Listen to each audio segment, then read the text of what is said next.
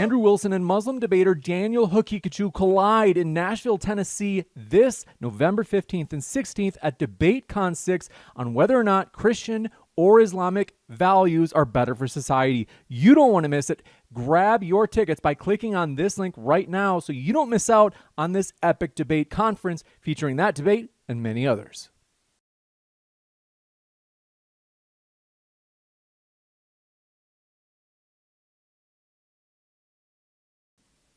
Hey everybody, tonight we're debating whether or not SNAP benefits need significant reform, and we are starting right now with Rob's opening statement. Thanks for being with us. Rob, the floor is all yours. Thank you so much, James. It's always my pleasure to be here. 1stAmender, thank you so much for this debate. I think it'll be a good one and a timely one, given what we see with the government shutdown and SNAP benefits shutting down. So to start my opening statement, I think, given the topic has a few words that there could be some controversy over, I'll just get my definitions for these out of the way. Hopefully this doesn't become a semantic issue, but by SNAP benefits, we just mean what's colloquially called food stamp. That's sort of what we're talking about. I don't anticipate any tricks there. I think we both are understanding what we're talking about here.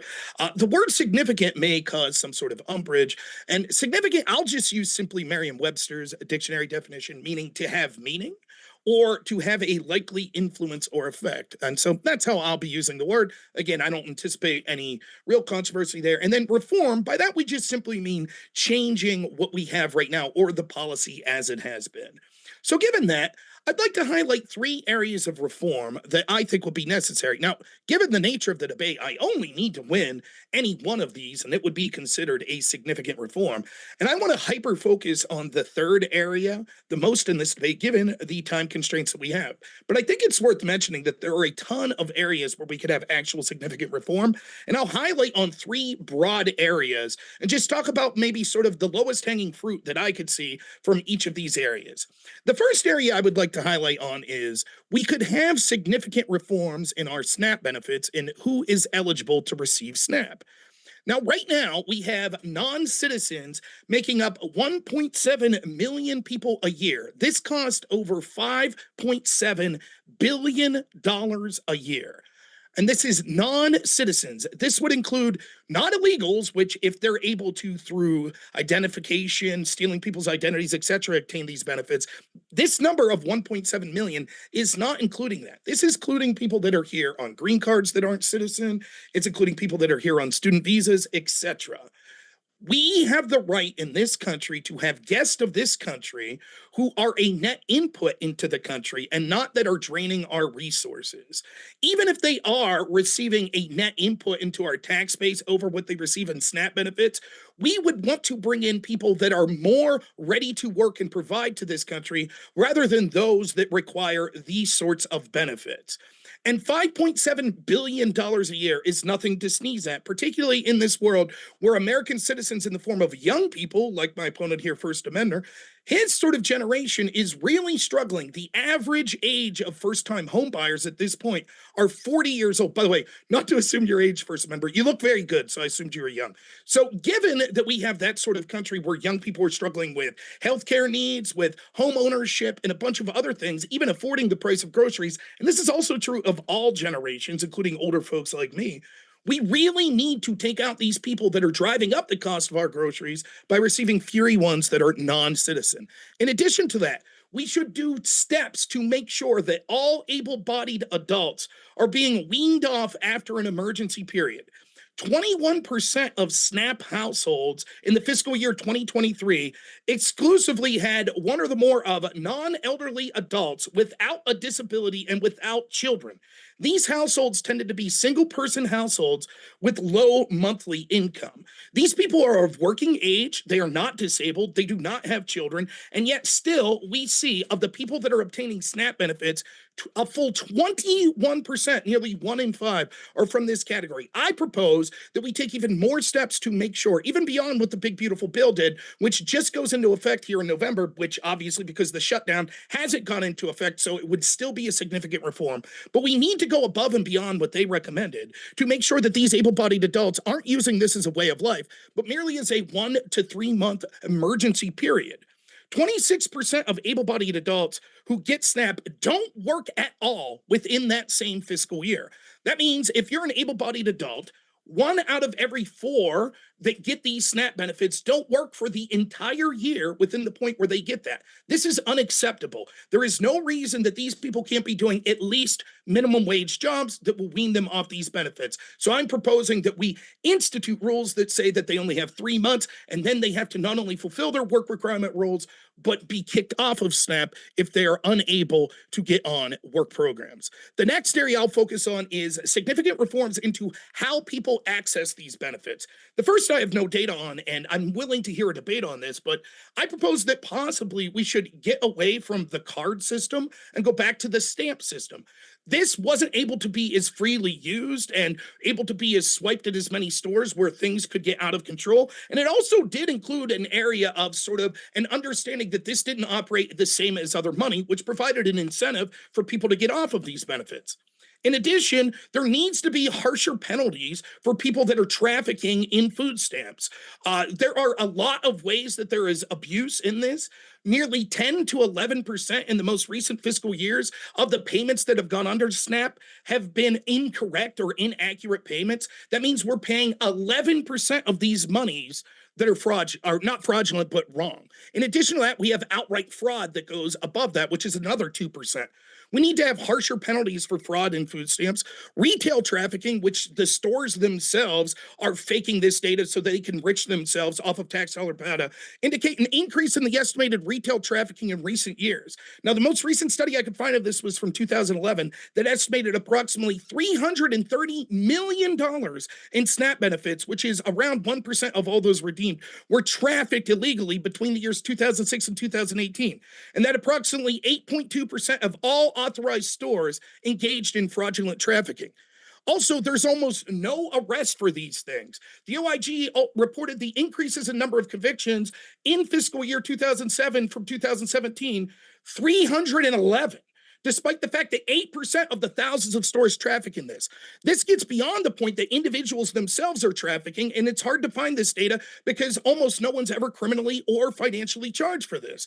Almost a huge portion of people that are on these sorts of benefits sell these benefits for money for other things. They'll go out and buy groceries for a neighbor or something that will pay them roughly 50% of the value of your money that went to their SNAP benefits so they could do things like gamble, buy video games, buy cigarettes, and buy other illicit materials. The waste is also terrible. The national payment error rate for the fiscal year 2024 is 10.93%. I'm proposing significant reforms in the form of a DOGE type requirement that would go through this with a fine tooth comb, and also the creation of a permanent DOGE type thing specifically for welfare benefits, including SNAP, that would randomly audit individuals and stores that were engaged in using SNAP to be able to check this. These sorts of audits in the past have had a remarkable ability to lower abuse, and I think that that would be something that would be possible here. Also, more stringent work requirements in the past have saved us tremendous amounts of money. We need to increase these work requirements over what the big beautiful bill did, which hasn't gone into effect yet. Started in November 1st, but as you know, we're shut down. In the past, adoption of work requirements followed a reduction of 3% in total SNAP participation, 4.5% in SNAP households, and 3.8% in SNAP benefit dollars, after controlling for the unemployment, poverty, and medical exemptions. Because able-bodied adults without dependents comprise 8 to 9% of all SNAPs, sometimes higher, our findings indicate it would cause more than 1/3 of able-bodied adults would lose their benefits. Expansion of work requirements in the past eliminated 600,000 able-bodied participants to lose SNAP benefits, and if we made those more stringent, saying that we needed to audit this by proving, such as through online programs or digital receipts, that you had to show that you were working or had a serious attempt to get jobs, could estimates show lower this by 800,000 people. Real quick. Lastly on this, states enable fraud in work requirements. There's a litany of evidence to suggest this, but individual states help fudge work requirements because if they don't, and they show that there's significant abuse that's occurring within their state, they lose state benefits. And so there's an incentive for many states to retroactively allow people that are faking their work requirements to get away with it. States should be punished rigorously, which would be another reform to these benefits, being punished by having state federal funds that would send to them slashed for these sorts of programs unless they stringently enforce that people are following these work requirements. Lastly, the most significant reform that I could think of is we need to limit what these benefits could buy to only staples such as proteins and produce. About 40 cents of every food purchase dollar was spent on basic items like meats, fruits, vegetables, milk, eggs, and bread. That's great. That's what it should be. However, the next 20 cents was spent on soda, desserts, salty snacks, candy, and sugar. The remaining 40 went to things such as cereals, pre-prepared foods, ice cream type products, rice, beans, and other cooking ingredients. Across all households, more money is spent on soft drinks than any other items. In fact, more households on SNAP purchase these sort of sugary and snack benefits than non-SNAP households, which means the average working person is getting less of these sort of snacks than people that are on actual SNAP benefits, proving that they're getting too many benefits and that it's going to non-healthy things. This should not be a way of life. We should not be buying people sugary treats. We should be giving them an emergency way to get through to make ends meet, which means staples. The majority of people who received SNAP benefits in 2022 were covered by Medicaid at 78%, including 18% who were covered by both Medicaid and Medicare. When we look at the data, there are, of these cases, individuals in the highest quintile of sugary beverage intake, which was more than 1 to 2 servings today, had a 26% greater risk of developing type 2 diabetes. In addition, heart disease is through the roof, etc. So not only is our tax dollars going to buy people sugary treats, it's also 78% of those people are on Medicaid that are massively increasing their chance to get heart disease and diabetes, which then our tax dollars again has to pay to help take care of them. Not only would it be better for the tax dollars and save billions of dollars to not have to fund these sugary beverages, probably eliminated 30% of the SNAP costs that we have, but it would also mean that the people that are using it as an emergency measure are actually having healthy diets, which would mean they're less likely to get sick. We're less likely to have to pay for them getting sick, and they're more able-bodied to then be able to go out and have better lives and be able to get jobs so that they can contribute to society. Any one of these 3 reforms that I've recommended, and I think I'll focus heavily on the third, would be enough to win this debate. However, what's clear to see is there's a litany of other reforms that could be offered. I don't know what the position would be that the negative could argue today is that this status quo rife with fraud, sugary beverages, people getting sick, and billions of dollars being spent on people that aren't citizens should be continued. Thanks so much. Thank you very much for that opening. Folks, if it's your first time here at Modern Day Debate, I'm your host, Dr. James Coons. We are a fully neutral debate platform hosting debates on science, religion, and politics. If you did not know it, DebateCon 6, Modern Day Debate's own 2-day debate conference, is happening in Nashville, Tennessee in just 1 week. It starts on Saturday, November 15th, and then ends on the night of Sunday, November 16th. If you look at the bottom right of your screen, you will see a promo code. This is only good until this Sunday night. So November 9th at 11:59 p.m., it will stop being active. Use this code 25live, as you can see at the bottom right of your screen, to get a whopping 25% off. This is a short-term code, so use it right away. We're expecting seats to sell out, and this code is only available until Sunday night, given we're 1 week away. With that, we're going to kick it over to 1stAmender. Thanks for being here. The floor is all yours for your opening as well. Appreciate it, James. Just give me a moment. I have to share my PowerPoint slide. You got it.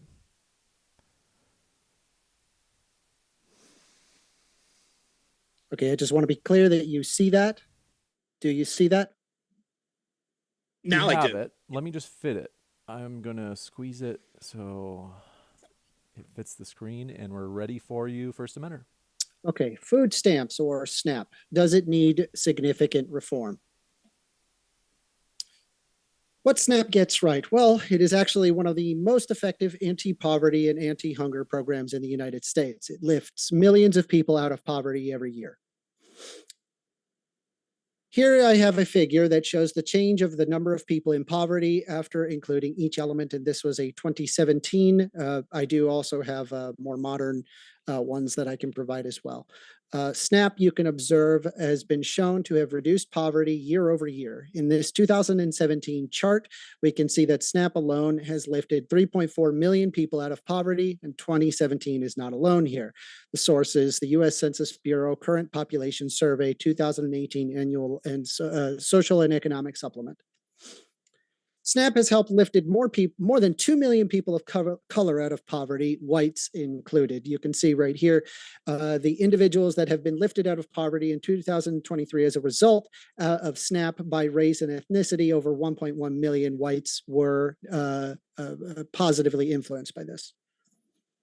USDA data shows that a majority of SNAP recipients are in fact American citizens. There have been rumors going around that it is in fact illegals that have access to SNAP benefits. This is not true. The overwhelming amount of people who are receivers of SNAP benefits are US-born citizens, refugees and other non-citizens, and green card status holders, which makes them legal. The source is the US Department of Agriculture, characteristics of SNAP households fiscal year of 2023. SNAP makes money. Did you know that? Under the USDA Economic Research Service and the US Department of Agriculture shows that a recent ERS analysis finds that during the slowing economy, $1 billion in new SNAP benefits would lead to an increase of $1.54 billion in gross domestic product, 54% above what is beyond the new benefits. What reform needs to be done? Well, number one, it's kind of working as intended. But could there be improvements? Well, the answer is yes. You could, for example, have the Thrifty Food Plan, a formula that is used to calculate benefits, still underestimating the real cost of food, especially regarding fresh produce, specialty diets, and high-cost cities. There are many studies that show the benefits last only 2 to 3 weeks per month on typical families. That is short, of course, 1 week a month. Potential reform is to adopt a more realistic market basket, such as the low-cost food plan, or adjust benefits geographically. Work requirements are actually outdated. The able-bodied adults without dependents, or ABAWDs, lose benefits after 3 months if they do not prove work hours. But what's the problem with that? Don't we want people to work? Well, yes, but the system actually punishes people who are in, for example, unstable gig jobs. This was created in the 90s on the assumptions that labor markets that actually no longer apply in today's 2025 atmosphere. This also increased food insecurity with no empirical measure that it actually improves employment rates. The potential reform is to basically replace the punitive rules with supportive employment programs, or simplify or abolish the 3-month time limit. There's also a thing called the benefits cliff. The benefits cliff is too sharp. What is the benefits cliff? Well, basically what you have is that you have a SNAP, which uses income thresholds. Even a small amount can raise and push a family just over the limit. It's a problem because families may lose $100 to $300 in benefits instantly, which will be far more than the value of, say, a raise. The reform proposal that I propose would be a smooth phase-out rate so that benefits decline gradually, avoiding sudden loss. Another issue is the disincentive to take more hours. What happens is that extra hours increase income, which creates a loss of benefits. It is a problem because people avoid working more because it makes them net poorer. My reform proposal is to provide gradual step downs that ensure work always increases net income. If on the final issue here, there's a disincentive to take better jobs. What happens is that you move from part-time to full-time can trigger benefit loss before workers are even financially stable enough. This is a problem because it effectively creates a poverty trap. The reform proposal is to implement universal phasing out formulas across the programs, such as SNAP, housing, and Medicaid. The potential right-wing SNAP proposals versus the evidence. The proposed reform is to provide, say, drug testing for SNAP recipients. The rationale is that, well, it prevents fraud and ensures that the benefits go to responsible people. The evidence shows that there is actually a very low rate of positive tests. It's less than 1%, costing states millions with almost no findings. It saves no money and sometimes costs more than what it proposes to find. And it also doesn't reduce fraud. There is state pilot data that shows this. This is a Florida, Michigan, Tennessee GAO report on program integrity. There is also a proposed reform of strict work requirements, which the rationale being that this encourages independence and gets people back to work. The evidence actually shows that there's little to no increase in employment long-term. There is a large increase in food insecurity and administrative burden. It pushes people off of SNAP, not because people are unwilling to work, but just paperwork. The source, this comes from the Urban Institute. There is the USDA ERS and the Center of Budget and Policy Priorities. And then finally, we have a proposed reform on banning certain foods, which Rob Noerr decided to mention, which is great, stating no soda and junk food. And the rationale, of course, is that this improves health and reduces unhealthy purchases. However, studies show little behavioral change. All it does is basically increase stigma and cashier confrontation. It creates major administrative cost as well as complexity, and health outcomes show little to no statistically meaningful improvements under such restrictions. These have been tried in the past. They did not work. The source, well, this is the USDA feasibility studies as well as the American Journal of Preventative Medicine. What do progressive evidence-based side proposals? Increasing benefit levels to reflect modern costs, which would be a post-inflation world trying to address the cost in today's market, not market in, say, 2000. We want to simplify the enrollment and reporting requirements, ensuring aid.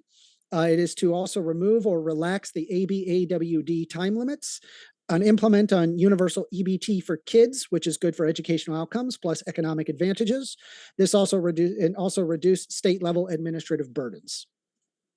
The conclusion: SNAP isn't actually broken. It's one of the government's highest performing, lowest fraud, high impact programs out there. It is currently underfunded and somewhat outdated in how benefits are allocated, and often too bureaucratic for many users. SNAP does not need to be reinvented. It just needs modernization. Data shows that it works very well, but the benefits allocated are too low.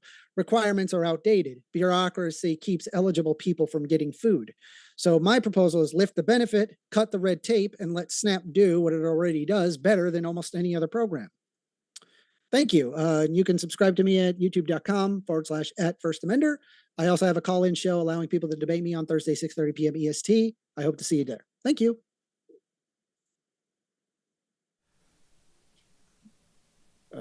Thank you very much. What I'm going to do is kick the share. There we go. And thank you. We are going to jump into the open dialogue. I want to say, folks, thank you so much for being here. In terms of quick, juicy little updates at the bottom right of your screen, if you did not, there we go. Thanks for your patience. Just doing a little rearranging, housekeeping here. Is that there it is. Thanks for your patience.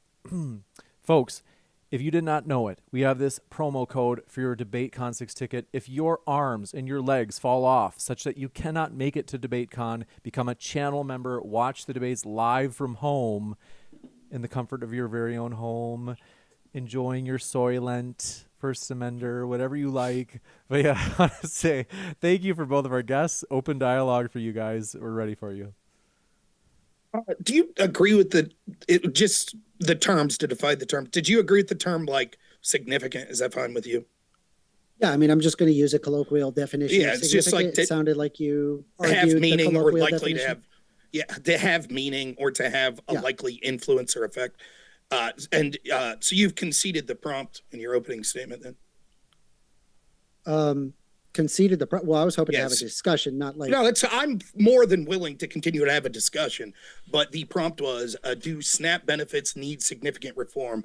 And you spent the entire second half discussing the reforms that need to be implemented. Yeah, I mean, there's like some level of reform that I would agree with that need to be modernized, but I don't think it needs significant reform.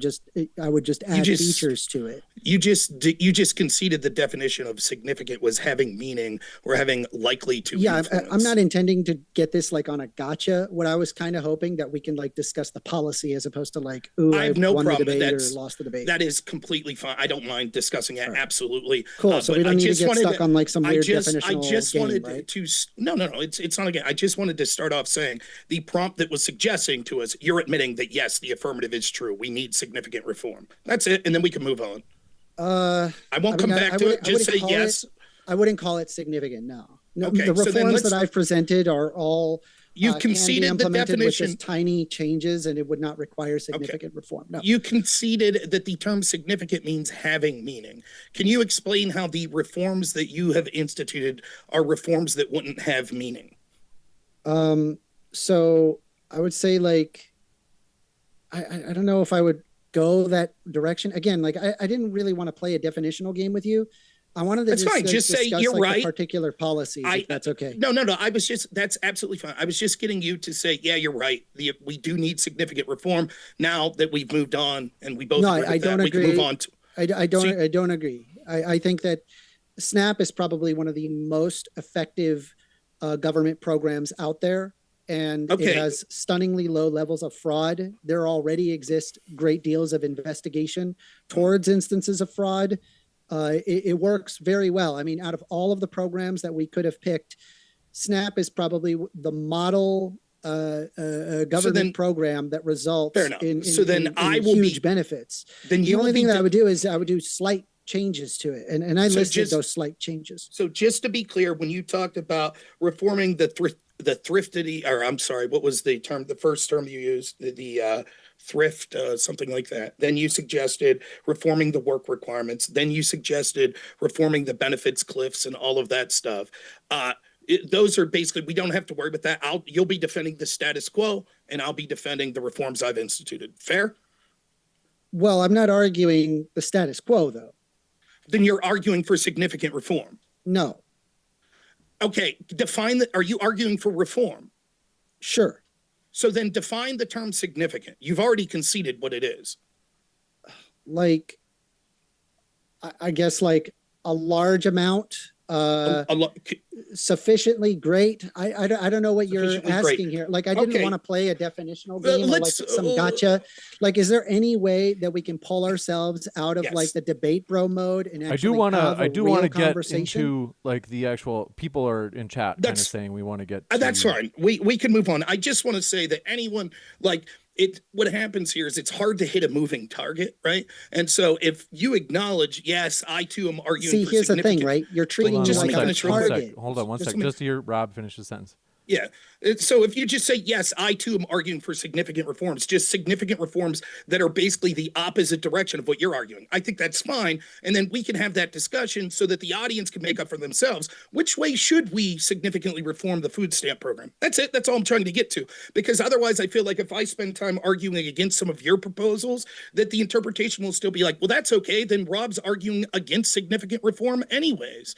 And so therefore the prompt is still negative. That's all I'm getting to. So you're treating it like it's a like that I am a target to shoot at. It's not a target to shoot at. Okay. The idea is that we discuss what happens, and then we can determine, what's a better idea or what's a worse idea. So overall, like I've heard, it sounded like that you kind of wanted to pull back on SNAP overall. Would you agree with that? That is true. I think that anyone with a reasonable interpretation could see that, seeing as how half of your opening statement was talking about reforms that presumably would add a bunch of money into SNAP, I think that they could see that that's significant reform. I'm now willing to talk about why my significant reforms are better than your significant reforms. Okay, well, for the junk food thing, there's actually no empirical evidence that results in beneficial outcomes, because exactly what you had just said has been tried in the past, and it did not impact people's behavior when it came to purchasing of junk food. The problem that I'm having is that SNAP benefits, economically speaking, provides a net boon that has cascading effects in the positive direction. For every dollar that's put in to SNAP benefits, it's anywhere between $1.50 to $1.80 return in gross domestic product. Would you say then that is something worthy of not pushing back on? No. Explain what GDP is. Gross domestic product? Correct. Do you need the formula? Like, what is it? I mean, like, explain to me. NP? I mean, just give me, you could give me the formula if you like. I'm just asking your own words to tell me what gross domestic product is. What's it seeking to measure? Yeah, it's CGINP. Like, what is your, what's your it point? Seeking to measure is the question. Yeah, like, this is not, again, you're treating it like a debate. You're going debate bro mode. I'm not asking, I'm not coming at you with like definitional responses. Let's test your muster in what you know in rote knowledge. I'm trying to get to you or talk with you about specific benefits where we can observe specific boons versus busts. I would personally like to see an economy that does better as opposed to worse. Wouldn't you? Okay. So here's what I'll say. Since you're unwilling to tell us that, I'll tell Why you a little didn't you just joke. answer the I'll tell you a question? little Hold on. joke, right? Two economists are walking through the forest. Economist A sees a pile of shit on the forest floor. He looks over at economist Fuck is B he and talking says, about? I'll pay you $100 to eat that pile of shit. So the second economist reaches down, grabs the pile of shit, and eats it. First economist gives him $100. They take a few more steps and they see another pile of shit. Economist B looks at economist A and goes, I'll pay you $100 to eat that pile of shit. Economist A reaches down, eats it. Economist B gives him $100. They start walking a little bit more, and economist A looks over at B and goes, you know what? I can't feel like we just each ate a pile of shit for nothing. I gave you $100 and you gave me the same 100 back. And economist B looks at economist A and goes, that's not true. We just increased GDP by $100. When you factor in and talk about GDP, including government spending as a net benefit because it increases GDP, it is laughable. You are correct that that number does entail government spending, but it's not entailing what we should look to benefit our society, which is productivity that's coming from individuals working. So The government printing money and handing it out and then saying, look, people are spending the money we are handing out and that increases GDP is laughable. If anything, the net benefit or the net implication of this is that it will drive up food costs for the rest of us because it's increasing demand for the limited food that we have by having people use this money that's not theirs to have more sugary items and items that aren't staples and necessary to them. Every dollar that we could limit through the government spending there would not only be tax dollars that we could either give back to people so that they could spend it and actually have productive spending, it could also be used on more productive systems. I would propose that at the bare minimum, we could have a significant reform of eliminating 20% of SNAP benefits to families hold on. if they're last sentence, if they're using it on soda, which they do not need. Okay, yeah. So your idea is that you're appropriating GDP, which is you're going to be talking about its consumer spending plus investments, plus what is it, government spending, and then plus net exports, which is exports minus imports. And you're equivocating the United States economy to two economists eating shit. You got it. Okay. Yes, that's exactly what I'm doing. And you find these perfectly analogous to one another. That is correct. What I'm saying Okay, is all right. that Well, the I'm in humor is- reality world. Wait, give me 1 second. where- What I'm where saying we're is the referring humorous to the joke. largest economy on planet Earth, not two economists eating shit. It's not as simple as just one guy eating shit and then handing over money to another guy eating shit, and then you have a net positive. That's not how that works. What it is, one. would that not be an That's- increase in no. 100? Would No. it, in that scenario, that's if the not what government, that okay, means. I just want to be That's clear. If the literally government- not what that means. If the government print, like, I mean, do you wanna- can keep it I going. thought guess you I were can a, remember you. oh, I hold guess on, you that's talked the a one I lot. have a You problem. talked a I do lot. wanna- You hold on one just sec. compared the entire Hold on one United sec. States Is economy. that, hate to interrupt, but what we'll do is I'll give you a chance to wrap up, First Amender, because I know that you're saying, hey, like Rob got to kind of lay out his case there, but I want to lay out mine. And then we'll kick it right back over to Rob. Okay. It is not a response to say, well, economy, just like two economists taking a shit in the woods and then they trade money amongst one another. We're talking about the United States economy, the largest economy in the world. Obviously, these are not analogous. And so it's not an answer that the fact that SNAP benefits actually offer a net boon to society. I mean, I could just explain to you, by having access to food, people often either they purchase other things, there's more demand for the food, which means that there's often farmers producing more food, which means more money for the farmers. And because people don't have to worry as much about food, they can then focus on other things, which also benefits the economy. This is empirically proven. You can look at if you don't like GDP, well then fine, I don't care. You can look at MVPF. That also shows a similar net gain to its loss. So we know for a fact SNAP benefits offers a net boon. Wouldn't you agree that that's what happens? All right, we're ready for you, Rob.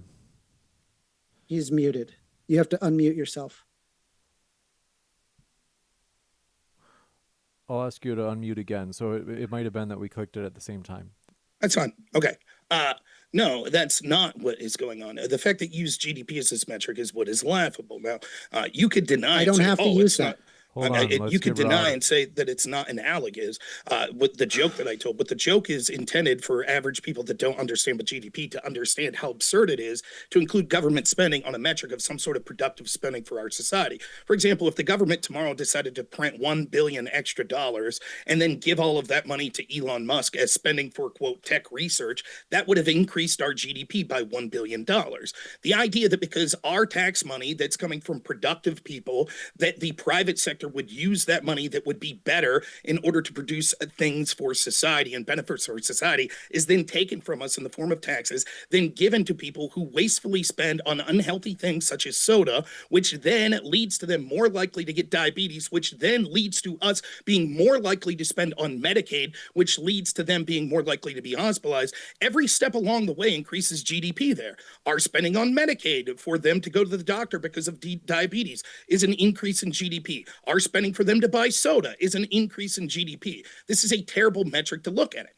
The idea that this would be fungible in the sense that if we give poor people money to buy frivolous things such as soda, that means they'll be able to spend their dollars on something else and thereby spur the economy, shows that would be better ahead not to give them the money for soda in the first place. If they you can't have it both ways. If your argument's going to be, well, the real way that this affects the economy is by giving them money for soda and things like this, then they're capable to go out and maybe buy a new car, or they're going to buy CDs or DVD players or computer games or something, and that spurs the economy in this way, is laughable. Instead, we should allow the people that are being productive to purchase the things that are more necessities for them, which means that they'll spend things that are beneficial for society. And these people wouldn't need that spending if they're able to fungibly go spend it on other things. Instead of buying CDs, DVD players, video games, they could use the money that was being spent by our tax dollars on soda in order for them to purchase their own soda. The last thing I'll say is, you keep saying, well, the metrics show that this doesn't cause them to make better choices. Then that's on them. I think that if we did this over a long enough time, these people, especially if we limited it to these products not being able to do things that in the past studies you're talking about did, like allow them to buy sugary beverages like fruit juice, but instead limit it like we do with WIC, milk, bread, cheese, meats, beans, rice. If we limit to those sorts of things, they won't have the option to go out and be unhealthy except for their own dollars. And that means that if they then choose with their own dollars to buy these sugary treats, they didn't need the money in the first place. We're going to go and give First Amender about 2.5 minutes as well. That's about what we're breaking down to. So unfortunately, you're wrong, just completely. I have to share my screen. You don't know what you're talking about, unfortunately. I'd like to say that you did know what you're talking about, but you've done zero research on this. It's clear to me. I'm going to provide the paper right here. Give me a second while I provide it on my stream as well. I need to do so. Sorry, just give me a moment. I appreciate your patience. Can you see what I'm looking at here? Yes. Okay, so to assess the benefits of early childhood access to food stamps relative to the cost of the program, the team followed a framework that calculates what is called the marginal value of public funds. So you didn't like GDP, fine, doesn't matter. We can pull up the marginal value of public funds. The MVPF is the ratio of benefit of the policy to its recipients of the net cost to the government. The researchers found that the MVPF of childhood food stamps program is approximately 56, which means that the program ultimately offsets the government's upfront costs. When analyzing the individual components of the Economic Self-Sufficiency Index, we find that childhood exposure to food stamps reduces the likelihood that individuals receive income from public programs as adults, says co-author Hilary Hoynes, professor of public policy and economics at the University of California, Berkeley. This implies that the social safety net for families with young children may, in part, pay for itself by reducing reliance on government support in the long term. Bailey and Hoy is co-authors of Stanford University and the University of California, Berkeley, and the results appear as a working paper in the National Bureau of Economic Research. So we know it's a net benefit. We know this for a fact. Okay, unfortunately for you, nothing that was said there disputes any of the significant reforms that I'm suggesting making. None of those studies would entail stopping sending money for things like sugary beverages. By the way, most studies will also show you that when children are consuming things like potato chips, soda, and I remind you, soda is the #1 item that is purchased on food stamps. In fact, Food stamps households are more likely to purchase junk food and soda than households that aren't on food stamps, which is sort of counterintuitive. You would assume if they're so desperate and looking for a positive nutrition that they would actually be spending it on these staples. By eliminating the ability to spend on those things, this isn't eliminating children's ability to get access to healthy food. Quite to the contrary. Intuitively, we would see that if they're getting healthier foods through food stamps, that they would actually be even more less likely in the future to end up on the very government programs that you're suggesting. For example, we could see access to soda, according to the data that I was showing, increases your likelihood to have diabetes by about 1/3. This is also true of children that are more likely to not only have childhood diabetes, which is a growing problem in this country, particularly with people on the poor end of the scale that get SNAP benefits, but also their chances of developing diabetes when they get into adulthood. So what you've done is cite a study based on a significant reform that I'm not suggesting. The reform that I'm talking about at this point is we should limit the purchases to things such as staples, such as the food groups that scientists agree are the things that would be best, not just for adults, but for children. Can you explain to me why these studies would entail, why it would be a bad thing for children to be drinking things such as milk, water, flavored water, and things like that instead of soda? Yeah, so the effort to improve the health by limiting access to unhealthy foods, it sounds intuitive and it seems like it works. But when we attempt doing this, we find out that they don't actually change their behavior. They still end up purchasing unhealthy foods. The problem is that when you are poor, you often end up choosing unhealthy things. This is just a factor of poor socioeconomic conditions. Now, as to what you can do about that, well, I mean, number one, just like from a basis, I don't think that like poor people should be like be prevented from having access to, say, unhealthy foods, just as like somebody who's middle or upper class would consume unhealthy things. I mean, I'm just going to be honest with you, Rob. You don't look like you follow your own advice. Well, you look like a virgin, so I don't know how much advice we should take from I'm someone not a virgin. like you. I'm not a virgin. All right, The no, take point that over. I'm trying I to do- make with you is that hold you on, make okay. an argument Unless that you're- that the unless poor, you're- that the poor should not be having these unhealthy foods, but you don't seem to follow that advice. Okay, I thank now you we're very gonna much for that. I don't think I'm following the advice of you should have to pay for my poor decisions. You're absolutely right. You're very intuitively pointing out that I could actually lose some weight. Now, might I suggest to you that you look like someone who could use some advice when you're suggesting that other people haven't researched this, that perhaps you should think twice before saying that and getting embarrassed in a debate, as will happen tonight. By the way, you've already conceded the prompt within the first 5 minutes in your opening statement. Nonetheless, me making bad choices on my own is an absolute choice that every American should have the right to make. Yes, including people on food stamps. Absolutely so should have people access. who are on Please. Hold on, I stamps do make need to let those Rob choices. finish. I need to let Rob finish. People that are on food stamps absolutely have the right to soda. They may purchase it with their own money. They are not entitled for me to purchase that for them any more than they should be able to use their food stamps to buy alcohol, to buy cigarettes, or any other things. Soda is empty calories. We already have a program in place that provides, particularly for children, these healthy food choices. You have not answered why having access to healthier food choices would make things worse. All you've said is, well, the studies show that when we tried that, they still made poor choices. One, unfortunately for you, most of those studies only limited it small amounts of things like soda specifically. I'm suggesting that we would limit high sugary beverages, snack food, junk food, etc., and basically go to the same sort of supplemental nutrition that's giving through the WIC benefits. People don't abuse those benefits to get soda because they can't. And we already can, through SNAP benefits, limit the type of products that people can get. For example, try to buy a hot food item with SNAP benefits at a place like a grocery store. You can't do it because there are limits on the pricing codes of what could be purchased. This would be easier and easier to do as we become more technologically advanced. There's no evidence that the data you're suggesting either one entails that we go back to a WIC-centered program where you can only get those staples and people make bad decisions. Second, why this would be worse off for children, and the very study you cite that says that this would be a net benefit by limit them in other government programs wouldn't even be better if we're not having them have access to sugary beverages. And third, you can't get around this. If these people, if we limit their ability to buy soda by saying that they can't do it for food stamps, then have extra money that they're then able as a choice to purchase soda, that would entail that they do not need the money that we're sending them.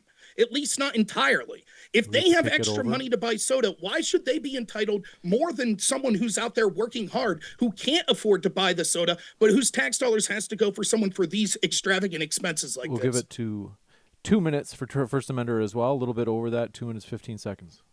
So number one, like your argument by having the restrictions is all you're basically creating is an additional stigma at effectively little to no benefit. That's number one. And then number two is that you weasel the way out of this. And I just want to make sure that empirically speaking, you wanted to pull back on SNAP benefits overall, except we can empirically show that for every dollar that's put into SNAP benefits, there is a net gain in the economy, including for the individuals receiving SNAP. In fact, their need for funding in the future is lessened significantly. So what you're saying is the exact opposite actually happens. So I just want to be clear, right? We are aware that SNAP benefits offers a net boon. Would you agree with that? No, that's not what we're aware. What okay, I'm empirically, that's is, not the fact. You're just going against reality at this point. Okay, you asked me a question, I'll respond. What I'm suggesting you said no, but it's wrong. Like it's just wrong. We got it. We have to give him a chance to respond, though. We can.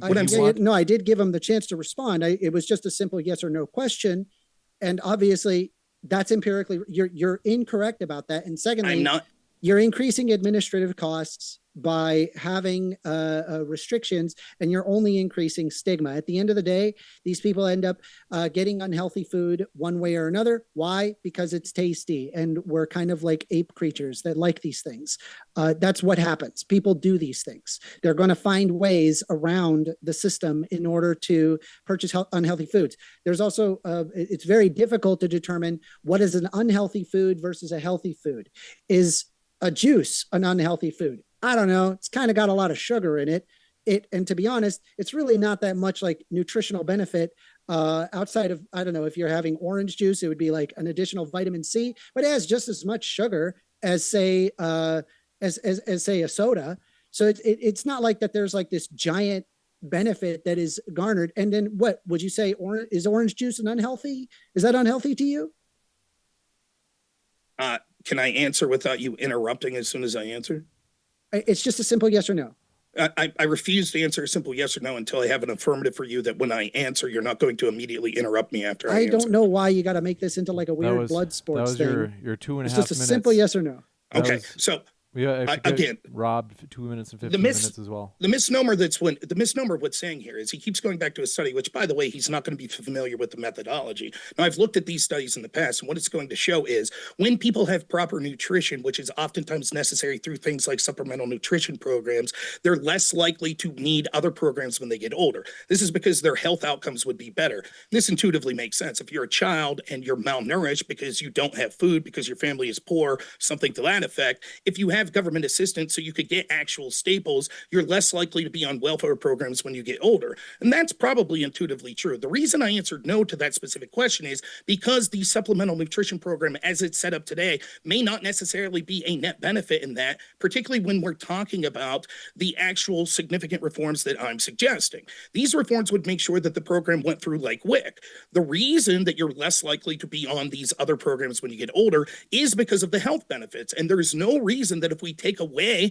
the negative benefits or the negative impacts of something like soda or these other high sugary beverages that you're talking about, that their outcomes wouldn't be even better. You just keep saying, no, it increases the economy. It doesn't, and it doesn't increase GDP, or rather it does, but in the same way that all government spending does, which we should ignore because it's silly. You haven't contested with the fact that study after study show that when individuals keep their money, it leads to more efficient, less fraud, and better spending overall. For example, you haven't contended with my opening statement that said in 2023, 11% of the money went out in air. So overpayments 11%, which is a huge amount, billions of dollars that were wasted. In addition to that, we see money that's spent in fraud, billions of dollars over the lifetime of SNAP that's occurred.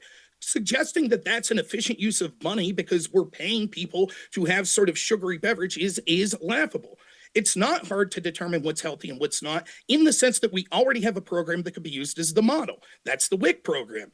It would be easy to say through a government body saying, here are the things that we think are reasonably healthy: rice, bread, beans, cheese, meat, things of that nature, produce. That's simple. Fruit. The idea that it's like, well, no one would be able to decide goes back to the old trope of lefties pretending to not know anything, which makes civil dialogue sort of impossible. You know that soda's bad. I know that soda's bad. We could choose to do it ourselves. But to say that because that's difficult to find out, we can't limit to healthy foods is nonsensical. First Amendment, 2 minutes 15.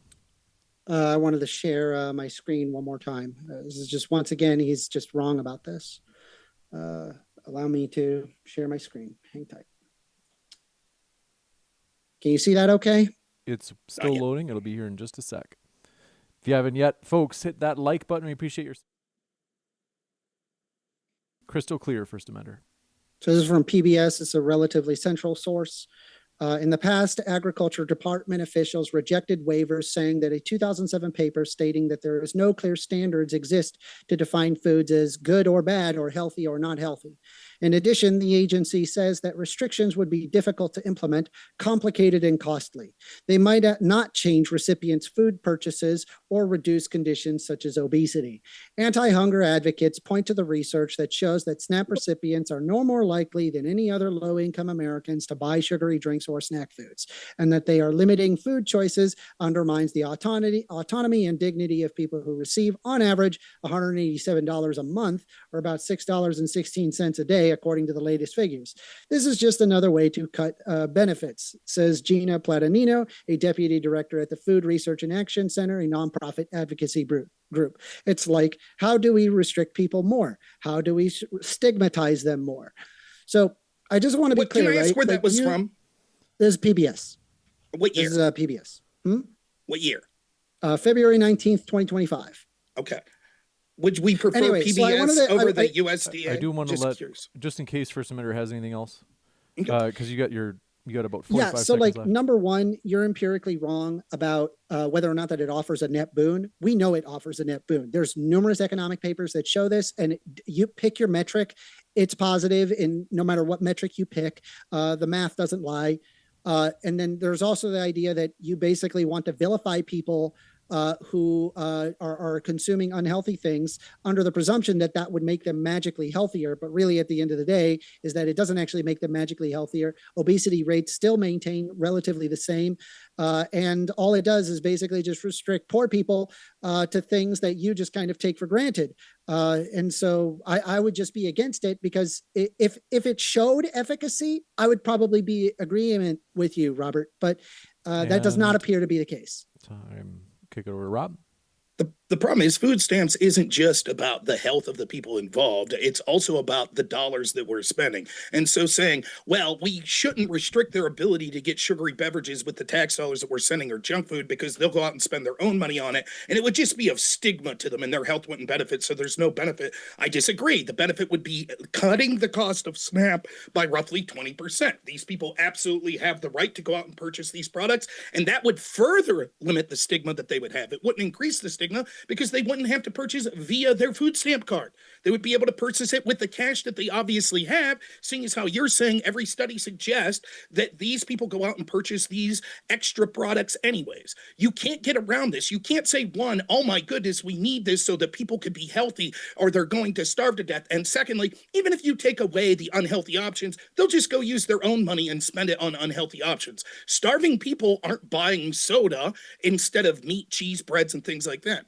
You cite something that says, oh, there's no evidence that there's more people. The USDA, I could bring this up if you want, from 2023, I believe it was, says across all households, more money was spent in soft drinks than any other items. SNAP households spent more on soft drinks versus non-SNAP holds at 5 versus 4%. So you're fundamentally incorrect, your PBS data, when the actual government data shows actually SNAP recipients are more likely to buy sugary beverages. In addition to that, you said that it wouldn't be possible to have these sort of healthy food options. Here is the WIC participating categories: milk, cheese, yogurt, eggs, cereal, juice, fruits, vegetables, legumes, peanut butter, whole grains, canned fish, infant formula, fruits and veggies, meats. Why would it not be possible to limit to those sorts of things? Of course, there could be disputes on the fringe, exactly how many portions of meat should you have versus portions of vegetable. But we understand that these are healthier options than things like potato chips, soda. To say, well, because there could be debates on the fringe of how much meat or vegetables you should have means we can't decide whether or not soda is healthy or not, like meats, cheeses, etc., is nonsensical. What you can't get around is this. I'm not interested in the argument of this is a stigma. All of the benefits that talk about SNAP being important is talking about the ability for people to get nutritional food. It's not talking about the ability to get soda. Go ahead, Rob. Yeah, I mean, again, you're not acknowledging what I'm trying to tell you, in that people can choose to get the unhealthy foods. And even if you restrict the unhealthy food, the obesity rates still stay the same. So it's not like that by cutting this, that it just results in, you know, the PBS article said, this is just another reason to cut SNAP benefits. This is really what the prerogative of the argument. And you said it yourself. It's not so the poorer people can be healthier. That's not your prerogative. Your prerogative, and you said it yourself, you would like to cut SNAP benefits overall, even though we can empirically show that SNAP benefits are a net boon. Every dollar we put into it, we get $1.50 to $1.80 back. We know this to be the case. The MVPF is also very high. By the way, if you think, what was it, a 55, 56 in the MVPF, that is ludicrously high. That means for every dollar that's put in, the net benefit over the lifetime of that individual is 56. That is an extremely high bounty. And you sitting there acting like, well, we got to cut access to sugary drinks. I get that that sounds intuitive, but the results don't pan out. And all it does is that it gives states the option to restrict SNAP more, that are benefits that are allocated federally for all individuals that don't have enough money to feed themselves. Okay, let's do this real quick, if you don't mind, a little bit of a back and forth here. You say that if we restrict soda, people will just choose to get soda anyways. How? So what you do is that when you have a certain amount of money coming in, they'll often divert it for things that they can't afford, right? That's what they do. It's called an opportunity cost. What do you mean things they can't afford? So I make $1,000 a month. Like, let me real quick. I make $1,000 a month. I'm just picking that as an even number, right? I get food stamp benefits. I'm allowed to buy $100 of soda with my food stamp. Now that $100 to buy soda goes away. So now I take out of my $1,000 that I was spending on other necessities and I purchase soda with it. No, you would buy other things that wouldn't be included in that. And then whatever supplemental money that you have, you buy soda with it because you want soda. But it that's doesn't what actually I said. reduce The supplemental obesity rates. It shows no empirical basis that it reduces obesity rates by restricting the supplemental money that I had is that $1,000. You tell me, because you said no when it seemed like your actual answer was yes. I have $1,000 of supplemental money that I have, right? And I get food stamps. $100 of my food stamps goes to soda. That goes away. Now I spend a part of the $1,000. You spend $100 on the meat, and then with the supplemental money, you put it in soda. Okay. The consumption doesn't change. Like you don't just magically change your consumption or your habits just because that there's a sudden restriction on the soda. What is the purpose of food stamps? To provide food to the poor? Okay. It would be to provide nutrition. That's what food is providing, correct? Food to the poor. Okay, so do I need? I mean, people end up choosing what they. I mean, like some people choose unhealthy things, some people choose healthy things. Do I need that? Do I need that $100? It's deeper than just simply like the government giving you an X amount of dollars, and that all of a sudden you're going to magically make good decisions in terms of your health. A lot of people, what they end up doing is that they circumvent it one way or another because they want soda. Why? Because they like tasty things. That's why they like tasty things. So then did I need that $100? And by the way, like you don't even follow your own advice. First Amender, we got it. First Amender, we like, we get it. We need the like terse. Sometimes it's a little bit long. Do I need that $100 in soda from the government if I'm able to afford it on my own? So you divert the money. Do you understand how that works? Right. So I have extra money to spend on frivolous things. Got it. So why do I need the government money again? Well, because usually you could have disabilities. You could be a veteran that's incapable of working. You could have a bunch of kids and you're a single mother. There's a bunch of reasons why people need food stamps. See, again, your entire predicate is like you want to punish people who are poor to not enjoy the things that you already take for granted. It has nothing to do with taking for granted. The idea is No, you're doing it right now. Please, You the idea literally is not. argued you wanted to The get rid of idea it. is not that we're. The idea is not that we're to provide entertainment for people. We're not sending people free basic cable packages. We're giving them things because it is a When did I say temporary, anything about or entertainment? please let me finish. It is either a temporary or it is because of a disability, something like that, something that we need to do to help them through life and these things. They have extra money, as you're admitting that almost all the studies show that they have extra money that they're not spending on housing, they're not spending on things like healthcare, etc. Because for whatever Yeah. reason, whether they're disabled, whether they're got enough money for other jobs or whatever, if they have money to spend on excess things, then we shouldn't have to provide those excess things that are outside the scope of nutrition. Do you think that if it's really entertainment, if one of these people said, for example, listen, instead of $100 in soda, I'd like $100 in NFL Red Zone, should we give it to them because that's their entertainment? I didn't say anything about entertainment. We're talking about food here, not entertainment. Is soda, but the idea, this is why I said that Snap's not actually It's about a providing. sugary drink that provides soda needed food? calories. There's a lot Is of soda yes, food? yes. It's a type of yes. Soda's It's sugar. food. Sugar is food. Yes. Okay, well, so then the argument would be that any food is whiskey food. I'm saying that it is Is not for whiskey the food? government. I'm asking you, is whiskey No, food? it's alcohol. Why not? It doesn't It's provide not any food. nutritional benefit. What nutritional benefit does soda provide? It provides calories. Okay, so does booze at times. No. Your So- body does not so just consume to- the calories just at the to same. be- Also, just FYI, do you think that the government should be the one that is like telling you what food you can and cannot eat? Yes, but what the Wow, government you're is, more woke than I am. What happened? what the government has the right to do. The government We- exists merely. The government should be forcing you- people on what they eat. If and you not eat? ask a question, you tend to do this. You ask a Do as question I when say I and try not to as I answer. do. Hold Am on. I All right, right? First Amender, he's trying to. Let's give him a chance to speak. As an individual, the government should have very little right to say what I consume. However, the government is just the collective will of us, the citizens. I am forced to pay tax dollars. I don't have a choice in that. To the extent that those tax dollars are then given to people that are in need, yes, we should be able to say as a collective, these are the things that you're allowed to purchase with the tax dollars we're giving you. Excess things that even the average person doesn't afford as much, such as soda, should not be given to people that need charity through the point of force that they're taking my money. The government does have the right to tell them, no, you're not getting sugary beverages. Well, that's great. But unfortunately, based on people's behavioral patterns, that doesn't actually pan out. I know you want it to happen, but it's not going to happen. And it doesn't matter if you reduce SNAP benefits to zero. It's people are still going to make poor decisions in their life. But the question is whether or not that you're willing to allow, say, children who are already food insecure, that you would basically want to make them even more food insecure. If I had to choose nothing or a soda, I'm probably going to pick the soda. Is a soda a good choice? No, I don't think it's a good choice. I think you should have healthy things, and I always drink healthy things, and you know, you could tell by my face that I make healthy decisions in my own life.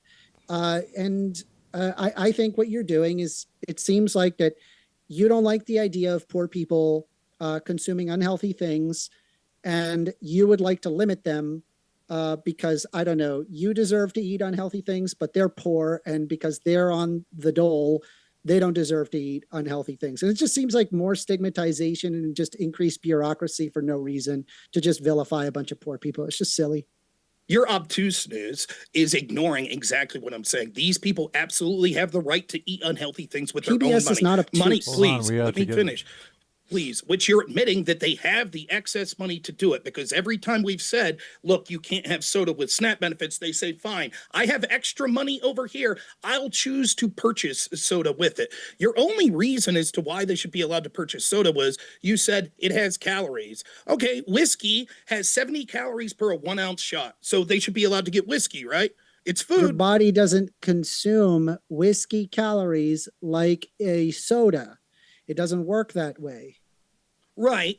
The way we consume calories and nutrition from different foods Calories is is in different simply ways. burning something. Do you understand? Correct. And whiskey burns really well. It's literally a fuel, but your body Okay. doesn't actually absorb the whiskey for energy. It doesn't have the chemical necessity to do that. All right, you're going to rob GPT this? I'm sorry, like First Amendment. If you want to make insults, perhaps you need I mean, all of this is rote memory for me. Right? Perhaps need not you cut off your ear to spite your face, my friend. For I too can insult thy one who loses in debates so frivolously as you. I'm not the one that The needs idea- GPT to make my arguments. Well, you didn't know that whiskey had calories. I And knew I'm not whiskey using had calories. ChatGPT. I just want to be clear. You're going to tell me. I just want to be clear. You're not going to tell me. consuming I just want to be clear. You know this from rote memory. You know this from rote memory. I just want to be clear that no calorie whatsoever that you intake from something like whiskey makes it into the body as a form of energy. A simple yes, no will suffice. There's probably an amount, but you don't synthesize it the same. Oh, very well. Now, so then the point is, there's also like the huge negative market externality incurred by whiskey. Hold on one sec. I just have to jump in here. Okay, hold on. Take a deep breath. The last question, I think Rob asked a question, and then First Amender, you had answered in such a way, you said X, and you're saying, but it's also the case that, you know, like Y and Z would be like relevant. I'm not mocking you. I just want to be sure. Okay, let's give First Amender a quick chance to finish that thought. Just briefly, and then we'll come right back to you, Rob. First Amender, I'm going to ask you to unmute. There you go. Yeah, so like in terms of whiskey, there's numerous negative market externalities. It's not just necessarily the caloric intake, even though your body doesn't even synthesize the calories. When it comes to soda, I mean, do we drink too much soda? Yes.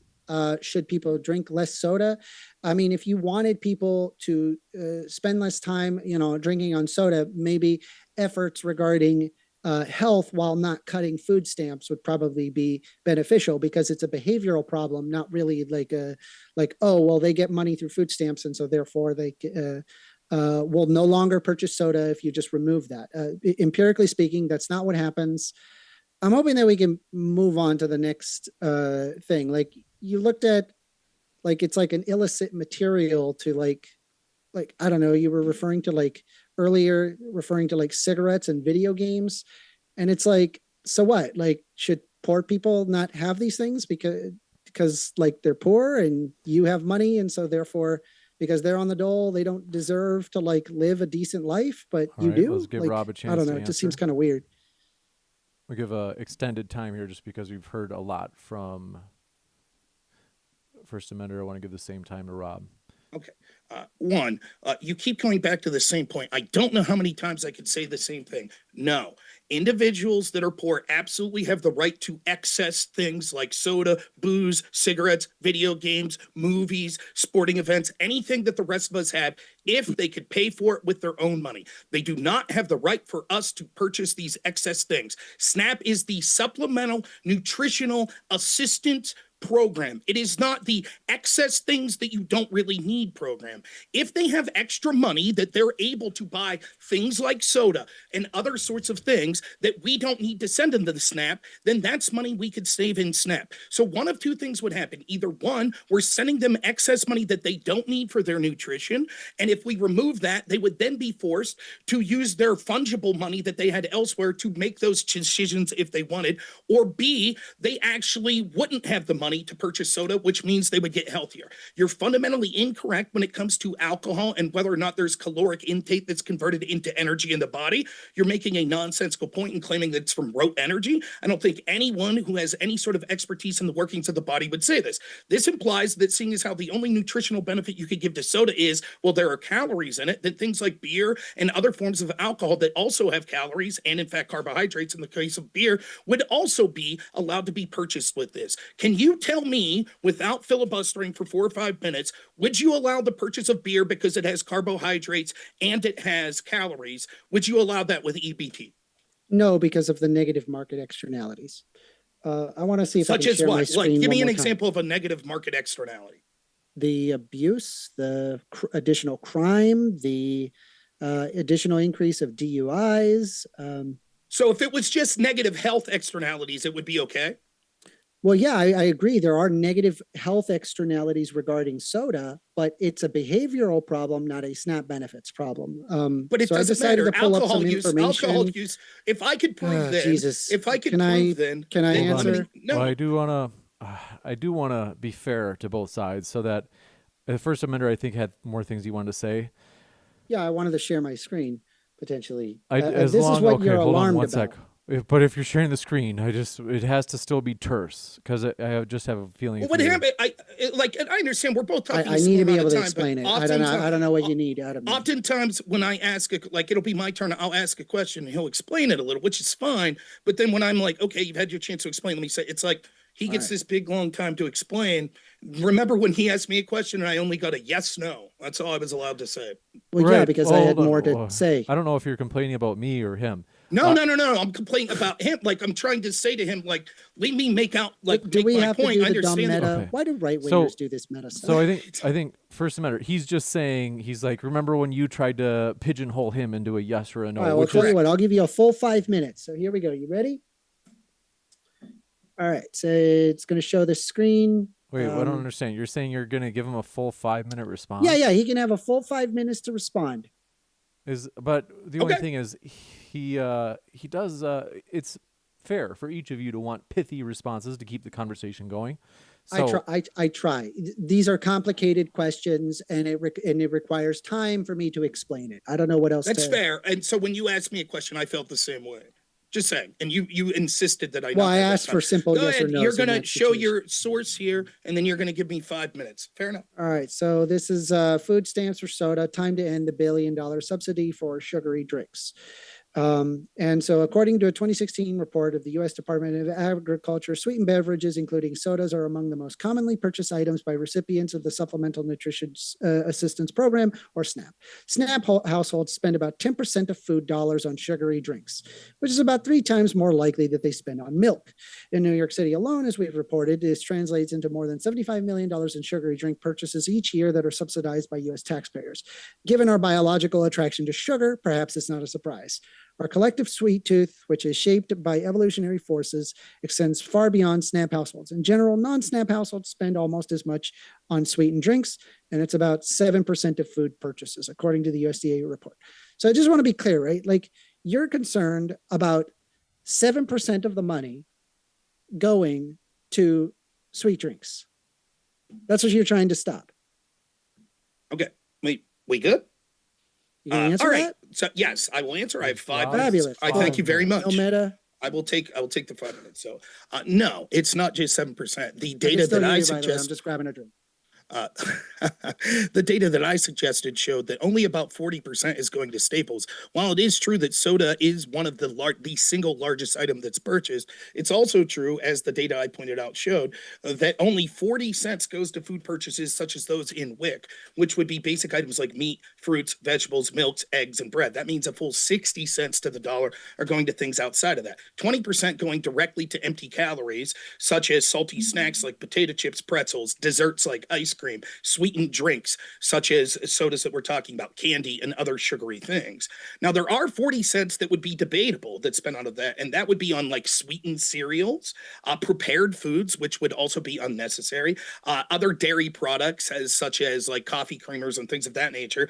Rice and beans, though, would be included in that. So what we would look at is probably the ability to cut roughly, and this is being very on the low estimate, 30% of the spending in order to do these things. Now, the proof's in the pudding, because you've already acknowledged that, well, if we try to eliminate, these people will just go out with their own dollars and will purchase that soda anyways. Great. If they have that extra money, then that shows that they do not need these benefits. What you can't get around is even the study that you cited there, whatever this report was, seems to be making my case for me, that it is a huge $1 billion subsidy to the sugar industry, which is making us all unhealthier, which is making us 1/3 is more likely to have diabetes.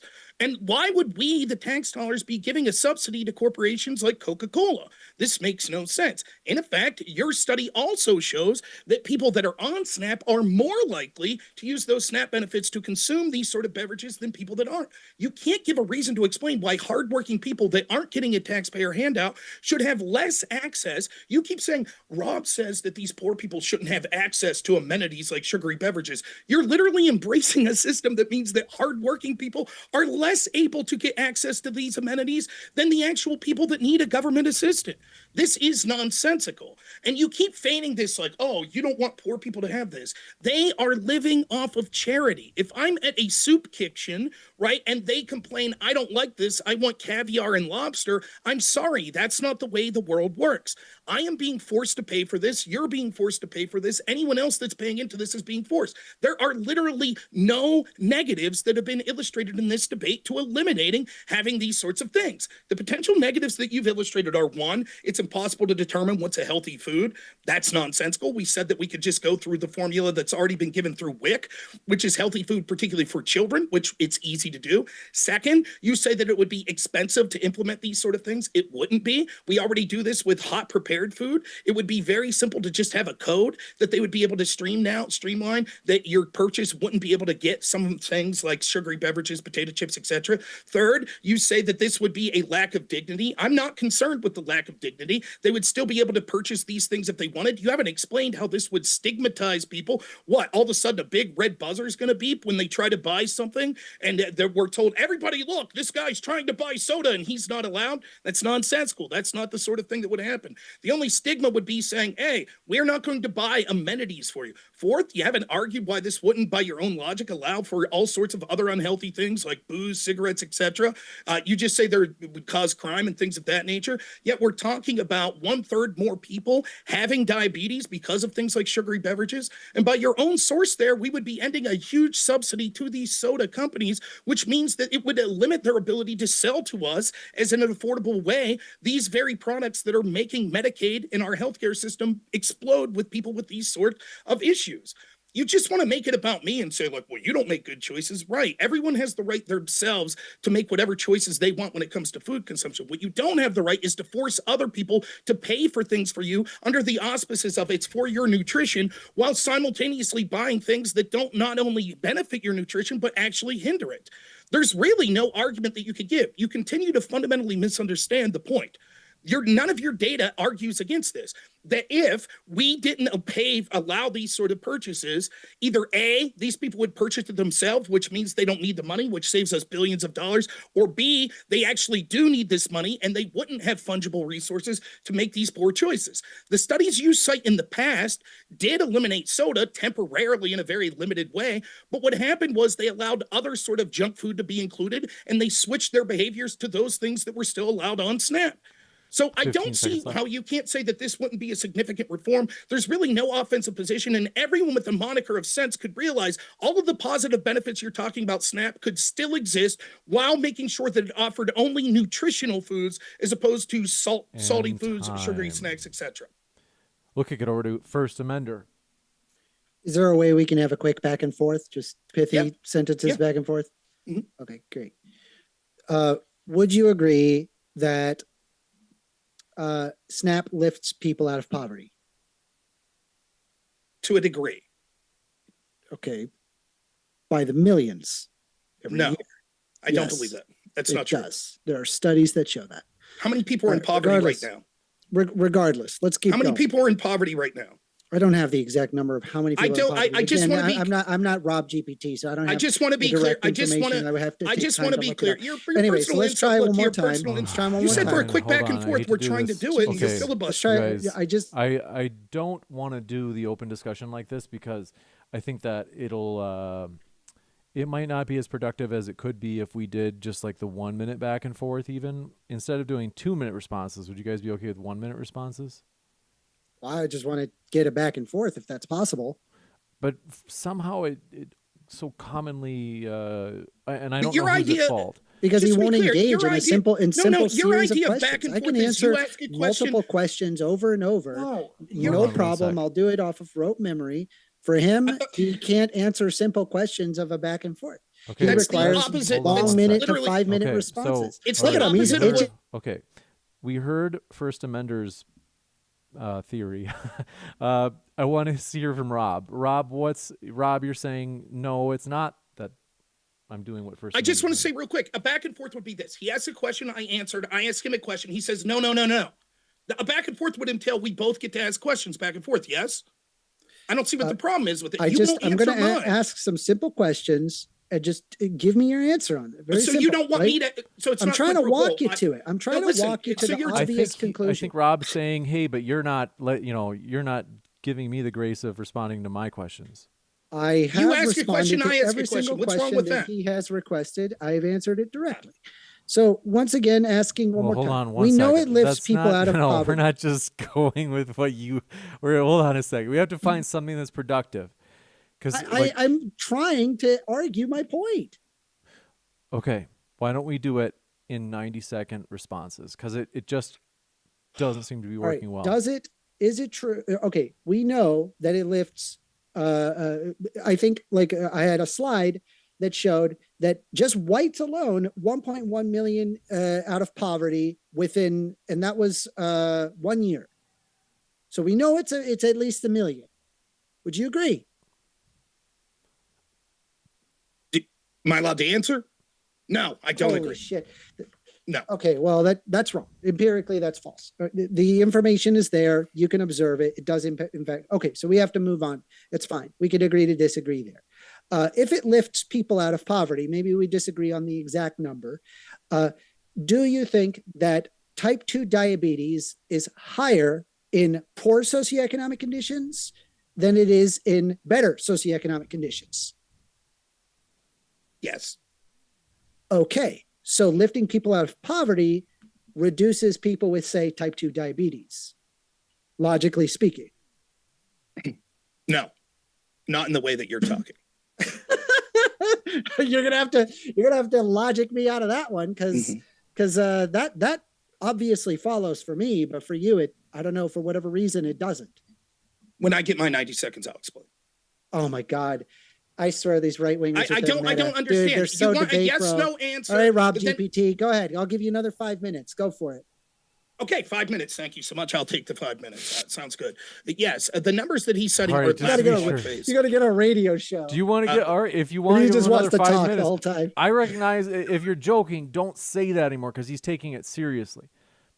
And if he wants to use it, he can. 'cause No, it the sounds like best you're part serious. is that he thinks it's serious. He thinks I'm being serious Well, for the full 5 I minutes. took He it thinks as it's a serious- radio show I and took it's it not as- a back and forth. Well, I took it as serious, like you were trying to capitulate and say, okay, let me try to give you some time.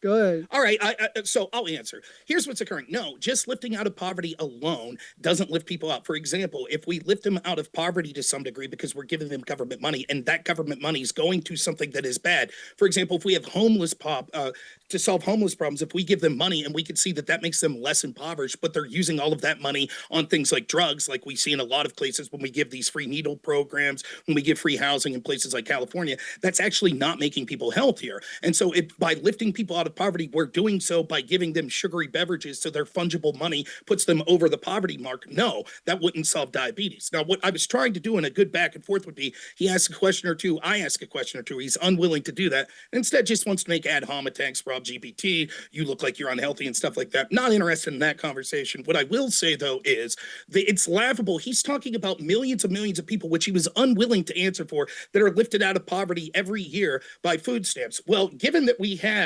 how many people in this country, if this is true, that something like, what was the number? You could tell me real quick. What's the total amount of people that's lifted out of poverty by SNAP every year? Specifically with white people, it was No, 1.1 million people in 2023. Total people. I think it's 1.5 million. So 1.1 million whites and 0.4 of the rest. Yeah. It's laughable. Like the fact that that's how many people that would be lifted out of poverty by this program alone would entail that within 20 years of SNAP, that we would have very few people that were impoverished in this country. In fact, the current number of people that are qualified as impoverished are about 42 million people. This means that in 20 years of SNAP, we would no longer have anyone in poverty. Well, These no, numbers are because we've laughable. The been way that they having an erosion calculate of the these middle things, the way class. that they Hold on one calculate second. these things are absolutely laughable, right? Now, what we could see is any ability to No, lift them because out of we've poverty would eroded be the middle done. class. It would be done by the ability to send these things in a Oh my limited way God. that's not actually having sugary beverages be paid Yeah. of this. So if And it were the idea that static, we you'd be Okay, correct, hold but on it's one not second. static. The number isn't Okay, well, static. hold on one sec. Okay, so Rob is still wanting to continue. Go ahead, Rob. That's fine. He has something to say. Go for it. Well, It's I not frankly static. I lost track of the timer on that one. It's So no, I I don't think mind. He could go. I was I'm trying- wrapping up my point. I think it's fine. I think that was 90 seconds. So I think unless you guys want 2 Oh, minutes, Jesus. It's First fine. Amender, just relax. Everything's okay. You're cool. It's not static. You think it's static. We've been eroding away at the middle class for decades now. So it doesn't surprise me that you're going to see more people in poverty as a result.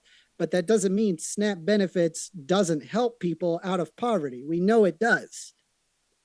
It does A not. It lot. does not. It does not help people out of poverty in the way that you're suggesting. To the tunes. Put the slide up again. I thought it said more than 1.1 million total. I gotta thought that pull the up number it slide lifted again. up. Do you What's really that? need that? Well, no, you could just tell me what it says. You don't have to show it.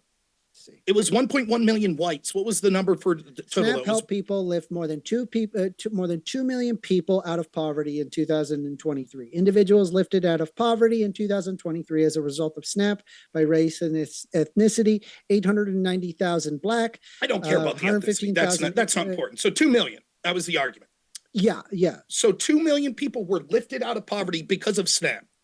In 2023. I don't believe that. I believe that that's Yeah, going to it's be called- a correlation, not a causation thing. I think if we delve into this data, what we'll see is 2 million people that were on SNAP ended up getting above the poverty line. That doesn't prove that SNAP itself is what was responsible for lifting them out of it.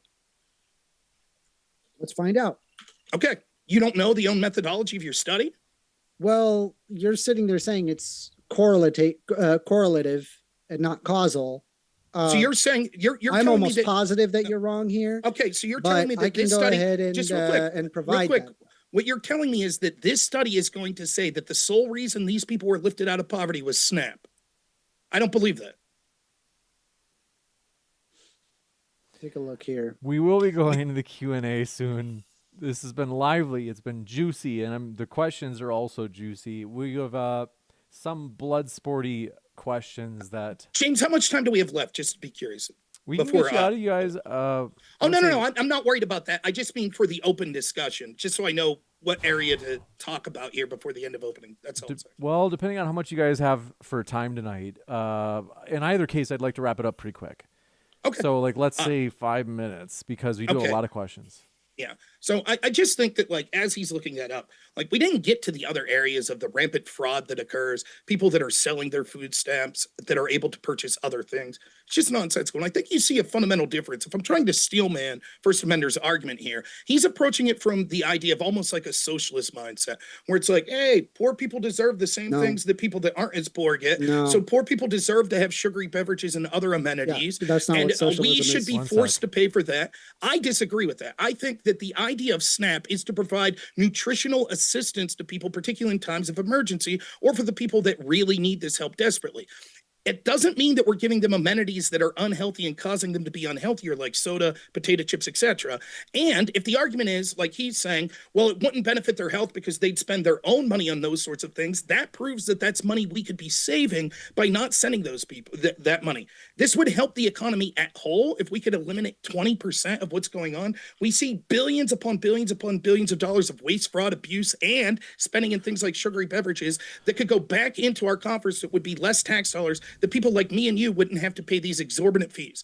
This is an example of government overreach and abuse that we see all the time. And collectively, it led to things like when these programs were more robust, like during the Biden administration, we saw inflation hitting record levels, which meant that the average person that was working was having even a less hard time harder time paying their rent, buying their groceries, paying for gas, etc. That's because inflation, because we're giving free shit to people that's free shit that they don't need. We'll kick it over to 1stAmender, and then we got to jump into the Okay, Q&A. so I looked at the specific chart that is talking about lifting them out of poverty. The quote unquote lifting out of poverty is referring to the supplemental poverty measure.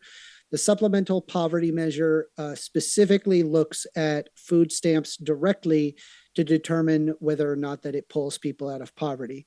It is a level of need, as it is used in thresholds and dollar amounts to determine the poverty status and financial resources considered relevant for comparing against the measure of need as specified for thresholds and family for the purpose of assigning those thresholds for counting resources. So the inference is causal. It No, I don't. is literally measuring the very thing that you're asking for, and you're saying that you do not believe that SPM or that it did not pull that many people out of poverty, even though that's literally what SPM is specifically referencing, and that it would have that causal mechanism. So once again, you had no idea what you were talking about. Okay, so what's the maximum food stamp that a single person could get per month? I don't know that off the top of my head. It's like 200, something like that. I'm not sure. I don't know off the top of my head. All head. right, let's assume it's 200. I think it's around there, right? Can you explain to me how, if I'm below the poverty line and now I get $200 in groceries, of which 20% I'm spending on soda, that directly causes me to be out of poverty? Just explain it in your own words how that happens. So when you are not focused on where you're getting your next meal, you can then focus on other things. And this improves your economic mobility, which enables you to make riskier decisions, such as getting a new job or a better job. It enables you to actually have to be healthier because you're not dealing with lack of nutrients or lack of calories. You can, in fact, get enough calories to survive. And this allows people to be healthier as a result. So yes, this is, yeah. Okay, I don't think that that's directly how it would work, but let's even take your interpretation. Let's take your interpretation. What you just said there is, when you're not having to worry about your next meal and calories and nutrition, you could be healthier and focus on other things. Where does soda fit into that equation? Yeah, it's just calories. I mean, is it a good decision? No, but I think that people make poor decisions. So can you explain to me? I'm not against, people making a poor decision. I mean, it's like, I have to ask myself, like, is a juice... Last question. Can you explain to me? Can you explain? I'm just curious. Like, is a juice a part of? Last question. Last question I have for you. Can you explain to me how those same people being lifted out of poverty, if they're unable to buy soda on their food stamps, would no longer be able to be lifted out of poverty? I've got to give him a chance to respond. People can still get lifted out of poverty with buying sodas. That wasn't the question. I said people, whether they're poor or wealthy, they purchase sodas because they're tasty. That wasn't the question I asked. The question I asked was, under my significant reform of stopping to allow the purchase of junk food, can you explain to me, if we stop that, how people would no longer be able to be lifted out of poverty through SNAP? Yes, because what the guise is that it would enable them to make better decisions. But in reality, what it has done is to restrict SNAP benefits, which, by the way, is already meager to start with. So yes, it would make life worse for people who are poor. We'll jump to the Q&A. Is that a soda you're drinking? You got to jump into the Q&A. No. Is that a dick in your mouth? We are going to jump into it. Is that what you want? Is that what you want to hear? You guys certainly have chemistry. No, not at all. You want to see a dick? No. Okay. No. Stop. No. Okay. Looks like he's you're the one that excited mentioned it. There not he me. goes again. Okay. This one. Look excited. Big League Drew says, first, thank you very much. Emperor Fat Ass Dog says, it's the master debate. And Basil Problem says, now I've got to warn you, Basil Problem, he's kind of... He says, modern day debate, Sandwich Man was found innocent by a jury of his peers using a Subway footlong as a deadly weapon. How would you have voted? I would have said he was guilty for wasting the best food in the world. Trumpinator says, let the church feed the poor. And you guys, if you want to respond, jump in. Otherwise, some of these are more like quick comments. Bubblegum Gun says, SNAP is how liberals like 1stAmender make whites pay reparations. Yeah, it goes mostly to whites anyway. I don't know why you got to bring in some weird racism to it. It benefits everybody to have SNAP. And I'm also not against, by the way, not against churches from providing. They provide a great service as well. I'm not against churches doing that. I just churches currently they're overrun, and I just don't think that churches are going to be able to fulfill, the full national incentive and great success that SNAP has ensured. This one. The enemy of every liberal per capita. Yes, in a country where there are more white people, pretty much any metric will have more white people in it. But if we look at per capita usage, you can see, for example, that families that were not born in the United States have a far higher per capita usage. And the same is true of a litany of other racial groups as well. This one from Basil Problem. This is the guy I warned you about. And this is Blood Sports. It wouldn't be Blood Sports if we didn't read them all. So we're going to read them all. It says, Rob Noerr, Bobby Kennedy says Americans will lose 125 million pounds by next year. When will you start on the diet?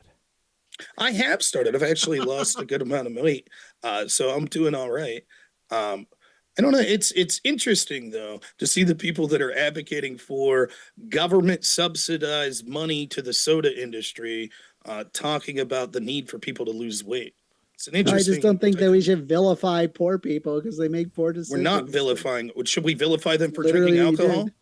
That's not what we're doing. No, I don't think we should. I don't think you still don't understand through this debate. Me saying do understand that it. we should not be for. So do you? When the soup kitchen doesn't You have don't seem to caviar, understand that when your soup effort kitchen- doesn't Hold on. actually do anything. when the soup kitchen doesn't have caviar, are we vilifying poor people from not having caviar?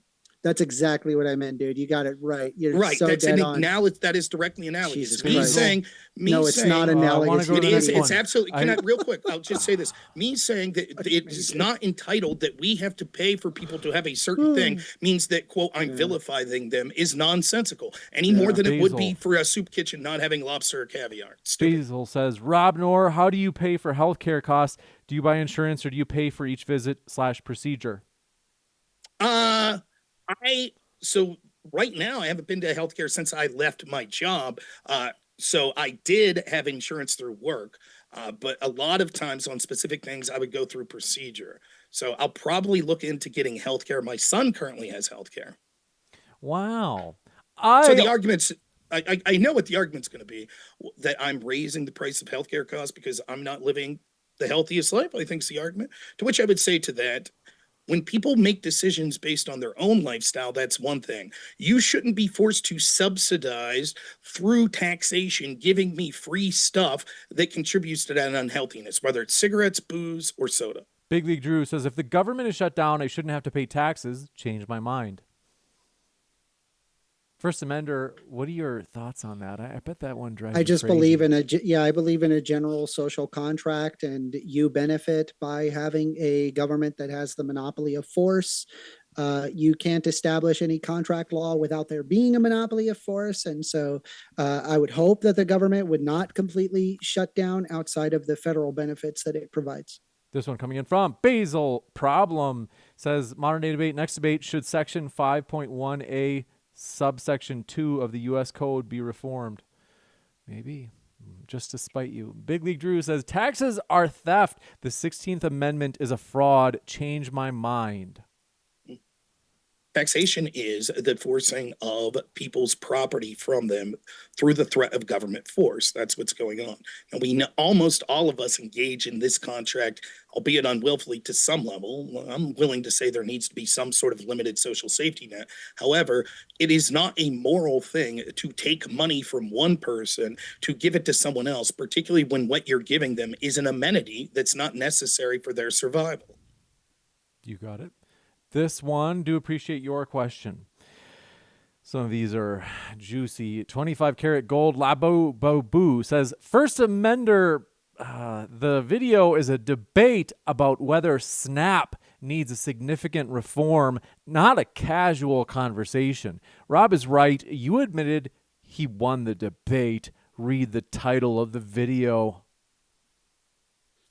Yeah, I mean, if you'll notice, I didn't argue for significant reform. I mean, would I make some minor changes to it? Yes, but you're literally talking about one of the most successful programs in American history, and it does exactly work as intended, despite whether or not Rob Noerr wants to admit that or not. It doesn't. It has significant fraud that we didn't get into much in the debate. Less In than addition 1%. to that, that's not true. 11%, I believe, No. was the number I Wrong. had. That was payments in air, overpayments, etc. Then we, in addition to that, As well as 1% to 2%, underpayments, right? Did you count the for underpayments? Yes. So the way it works is the underpayments, if you take the net between the overpayments And also and the that's underpayments. and also Hold on, I do overpayments and wanna- Why underpayments do you aren't insist fraud. on? I do. Why do you Just, insist? you just asked him, and I'm curious because we'll give you a chance, 1stAmender, to talk as well. But I am curious because the fraud idea was one. I'm curious. What else were you going to say, Rob? Yeah, so there's 1% to 2% of direct fraud. Now, that doesn't include unreported fraud, which we can see individuals all the time that aren't caught because they don't take it seriously. There's only 300 charges of actually selling their food stamps. All of that would be fraud, and we all know that happens quite a lot. But when it comes to overpayments versus underpayments, the number is around 9% to 10% of overpayments minus underpayments, and it's still like 9% to 10% overpayments that are issued out. 1stAmender, do you have thoughts? Overpayments and underpayments aren't fraud. Those are just errors, which are corrected on a constant basis. They're constantly pushed back against. And there are entire sections of SNAP that specifically deal in that. If you want to increase that, I'm not necessarily against ensuring that there's accurate payments provided throughout SNAP benefits, but specifically fraud, what you're asking for, where they're, say, taking the SNAP and then they're selling it for drug money, that's around 1% to 2%. And again, that's not the only fraud. There's also fraud that occurs through the places that are accepting the benefits in the first place. And I believe it was something like 8% of businesses that accept SNAP have been found to have engaged in forms of trafficking fraud. But nonetheless, the point that you specifically asked me, whether you call it fraud or just error, the error is not being corrected every year. And that's a significant amount of money that's being lost. Even the GAO admits this, billions of dollars a year. Just really quick, because for the plebs like me, when you say trafficking fraud by, let's say, the big stores that are accepting these forms of payment, what's trafficking fraud mean in this case? So what happens is they allow them to spend things that they know that they shouldn't be spending them on in efforts for cash to be put through. And so, like, there's a big list of it. Let's see. I have this all written down here. Retailer trafficking in the data indicates an increase of rate of retailer trafficking in recent years. It reported in March 2011, approximately $330 million in SNAP benefits were trafficked annually from 2006 to 2018, and approximately 8.2% of all authorized stores were engaged in trafficking. So this is intentionally allowing the money to be spent on things that they know that it's not the intended purpose so that the store could make money.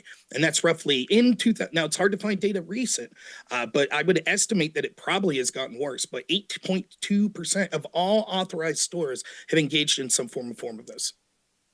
I see. And 1stAmender, my guess you disagree. I don't want to spend too much time, but I do want to give you a chance to respond if you wanted to. Yeah, I mean, we already have systems that address that. If you're talking about like assisting those systems that already exist, I don't consider that a significant change. That's like, okay, that's just more business as usual, except, you're looking to increase the funding to ensure that there's less overpayments and underpayments. And it's not doing a good job if it's like around 10%. Yeah, because when people like you defund it, it doesn't do a good job. That's how that works. So then you would say there needs to be a significant reform in funding more of it? Yeah. That's what I said. this one from Dog Meat. What I meant by the significant, I suppose. You got me there. No, you did it. I literally You did it. You got me on the definitional game. You won the debate. Part of my opening statement was that we need to have like a Doge, an increase in funding for accountability offices to make sure. In fact, I specifically talked about, which granted, I can't fault you for not addressing it because we didn't get in there. States themselves purposely allow people to fraudulently skirt the work requirements. And then later when they're trying to make up so they don't get punished by the federal government for errors or fraud, they just say, oh yeah, these are good. The work requirements were all good. The work requirements doesn't really address the modern situation regarding gig economy and how this actually penalizes people that are genuinely trying to irresponsive to what I said. No, it doesn't is. respond. Explain how the gig economy... it doesn't address the situation economically. Currently, we have the middle class being eroded away, where the rich are getting richer and the poor are remaining poor. And there's an X amount of the middle class that are getting into the poor. By removing funding from SNAP, this only exacerbates the conditions of the poor. Explain to me how that is in any way responsive to me saying that states are purposely allowing people to skirt work environments in order to clean up their books for the federal government. Because it doesn't take into account the modern gig economy. That's not true. Nothing in any of the evidence suggests. Okay, so explain to me how them intentionally allowing people to skirt the work economy is somehow not a problem because someone drives for Uber. I don't even know what you're asking at this point. I'm saying that the state governments are intentionally defrauding the federal government by intentionally allowing people to lie about work requirements. And I'm not aware if a state government is doing that, or even if they're doing so legally. But defunding it is not a your response to that accusation was, but the gig economy. And I'm saying those don't have anything to do with each other. The gig economy doesn't actually address. Doesn't have anything. It doesn't address what's going on regarding people's poor socioeconomic conditions. I do want to move. Nor does it address. And you're wanting to defund it further. We do have to move on. This one from Basil Classic Problem. Republican tactics, where they go and they say, this one from Dog Meat says, both. Is being obese considered fraud to you? How do you need food if you're packing 6 months worth in fat on your body? I don't know. Ask him. I have no experience in this. What's your BMI? My BMI? I don't know. It's pretty low. Pretty low? You considered not overweight to any degree whatsoever? That's correct. Look. Don't. No, please. Stop. Wow. Okay. Look at that. This is okay. Yeah, look at that. Gone too far. Stop. Oftentimes people could be technically overweight that look healthy. They could still be above the BMI. I'm not overweight. The point is, like, your cheap jabs aside, which mean nothing to me. I would worry less about my physical health. You should answer more the about question, though. I am answering the question. On me. I am answering the question. I'm answering your ad hom attacks that you've made the entire time. Instead of focus on my health, perhaps you should focus on your ability to debate, as you do such a poor job of it. You were lamenting multiple metrics. You ignored all of them. I'll finish my point. You just say, I don't believe it, and then move forward. Please, as you were now that you want to make ad hom attacks the whole time, you were lamenting before you came on that you can't afford to go to DebateCon because your channel is so low watched. And I understand from your performance today why so few people tune into you. So I totally understand that. Perhaps before you issue sort of proclamations and jokes about other people, you should focus on your own life and the shortcomings that you have within it. I do. Nonetheless, I would not consider being overweight. I don't tell the poor to not drink sodas when you yourself probably drink sodas. So I do not tell the poor not to drink sodas. I told the poor that I shouldn't have to pay for them to drink sodas. Yeah, the fact that you're incapable of understanding that shows why so many people but it choose doesn't to not actually watch have your show. any efficacy. That's the problem. You didn't address What are you talking about? Okay. No it wonder doesn't people don't have watch any you. efficacy. People do make poor decisions Gentlemen. if they have an underlying desire of making poor decisions. Then they don't need our money. This one from kind of like it's ridiculous. Basil Problem says, Rob, how much time? Okay, this is the guy that you got to be careful. He says, how much time do you spend training in zone 2? It's like the cardio zone 2, I think he means.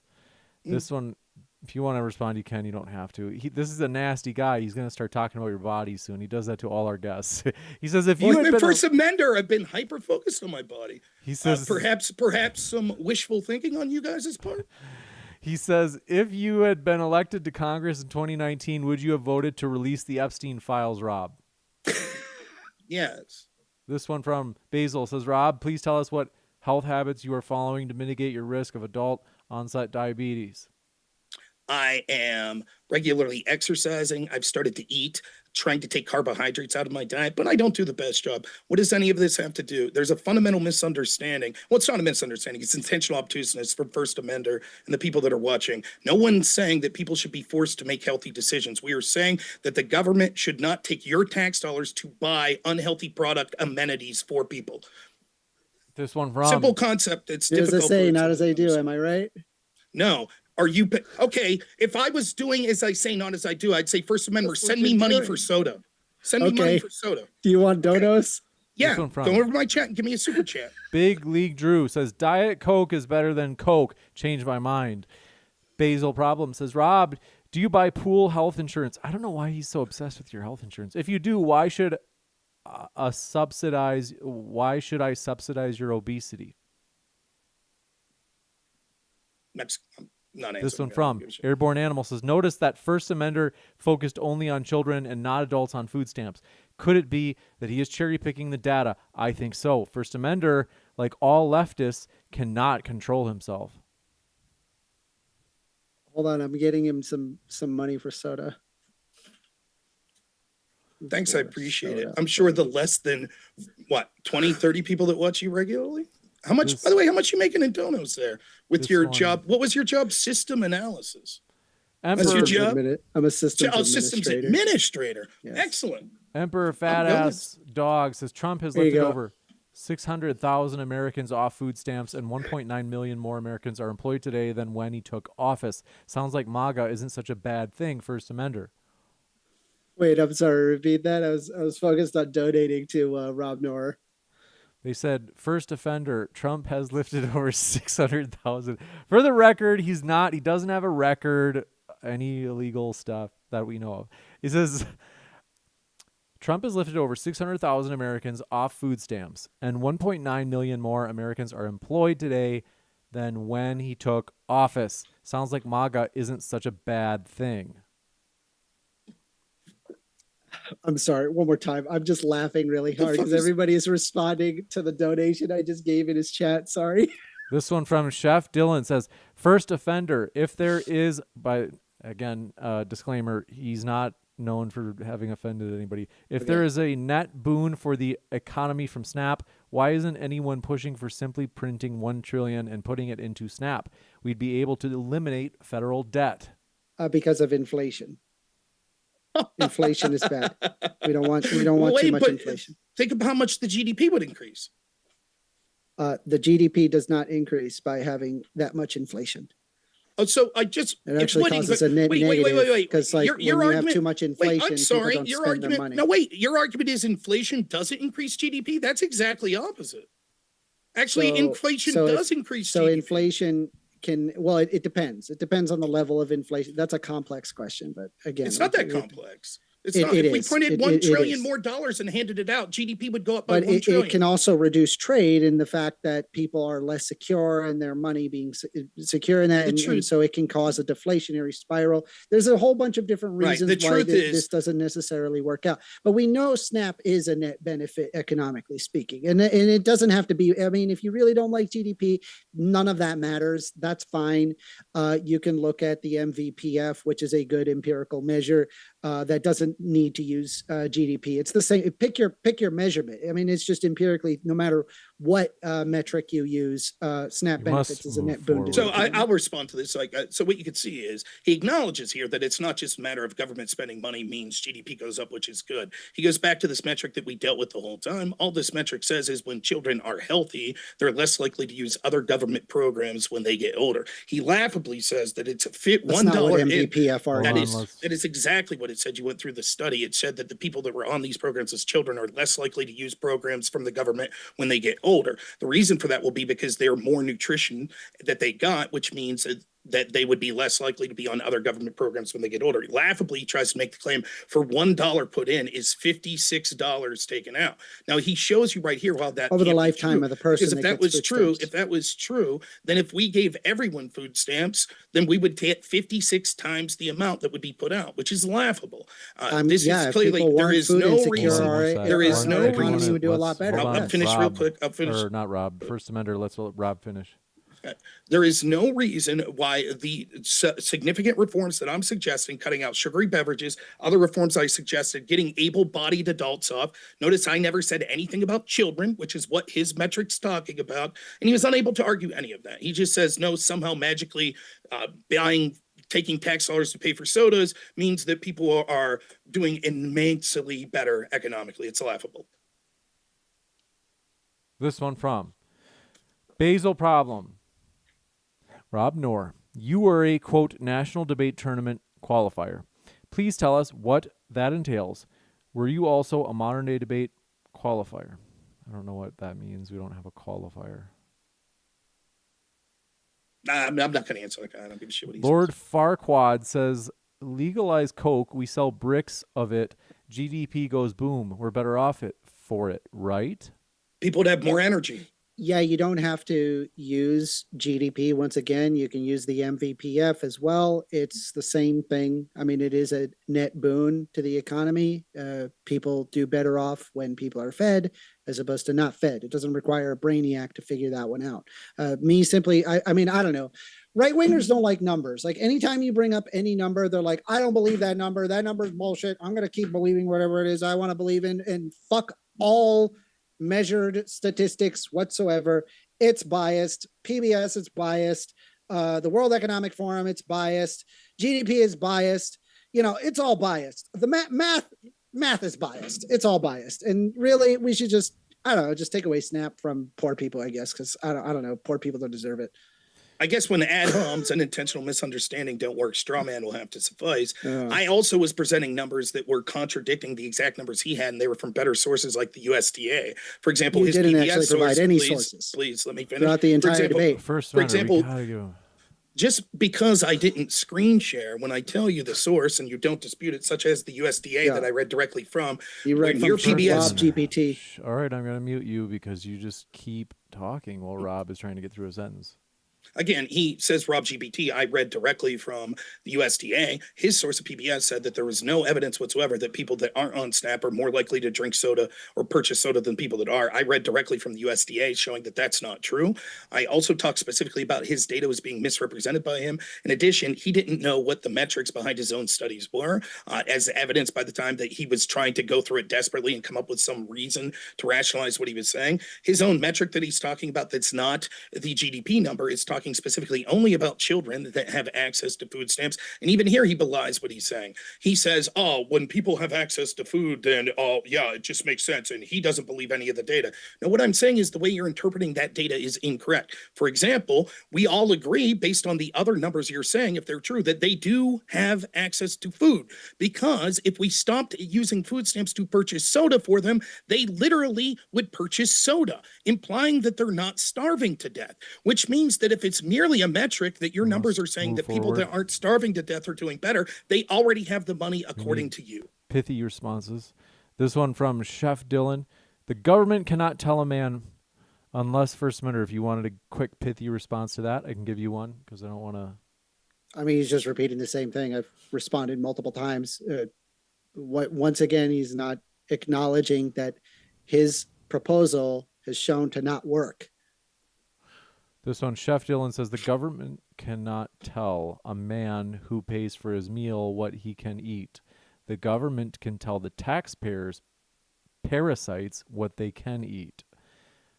Namely, they're saying these folks on SNAP are, in their words, a parasite off of the taxpayer. So in that case, it is fair for the government to tell them, like, hey, you can't have the sugar soda. Yeah, they're not a parasite. You're just luckier than them.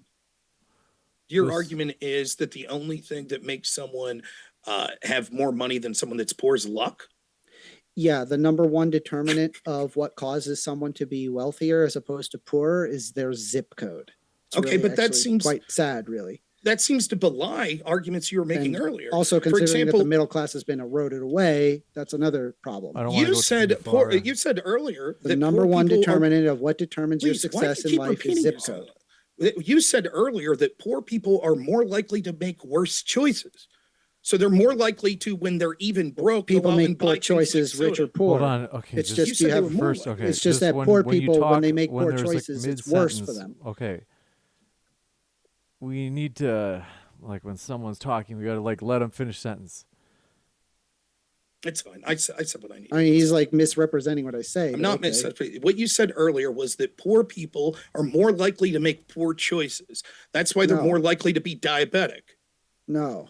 Why are poor people more likely to be diabetic? I think because they make poor choices. This one from. We'll go, exactly. I do want to go to questions where it doesn't mean they're more likely. I do want to go to questions make poor where we choices. Jesus Christ! I want to go to questions where we have. James, can I real quick? I think this is a very important. Just 30 seconds, please. Okay. If your argument is poor people are more likely, he's like exhausted. Look at him. No, I'm flabbergasted by your stupidity. If your argument is poor people are more likely to be diabetic because they make poor choices, why would that matter if non-poor people are making the exact same amount of poor choices.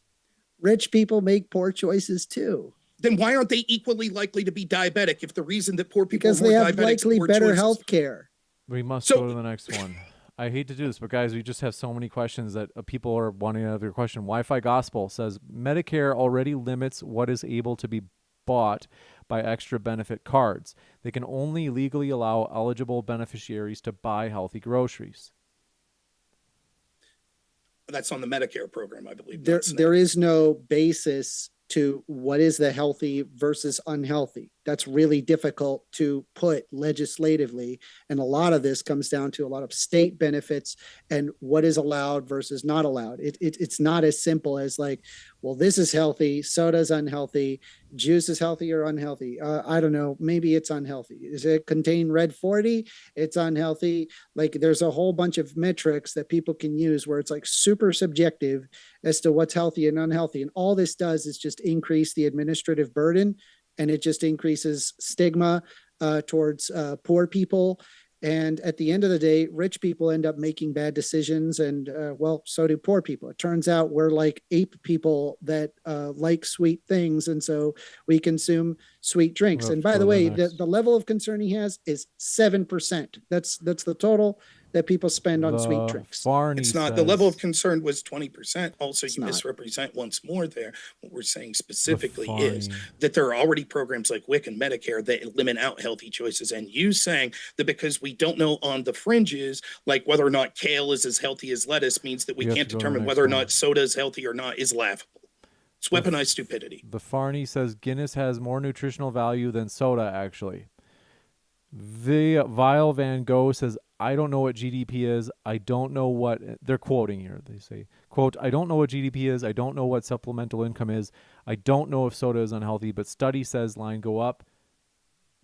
1stAmender. They're attributing that quote to you, 1stAmender. GDP is CGINX. I explained that right away. I explained the reasoning. And if you apply Robert Noerr's attempts, they don't actually pan out for numerous reasons. And I explained why. He just keeps on the same thing because he wants to poor shame people. I don't know. Not Sunny Extra says, 1stAmender, beer was a significant supplement to bread in medieval times, meaning it had nutritional benefits. Tell me why you wouldn't allow beer in food stamps but would allow soda. Because of the significant market externality. I agree that there are negative market externalities towards soda. It's nowhere close to beer. This one from Carl Camp says, I'm now 40. I come from EBT food stamps in Missouri, and it incentivizes single-parent homes, job loss, or working less as to keep the benefits. It does have an upside of causing those with ambition to leave the poverty for a better future. So it's kind of a...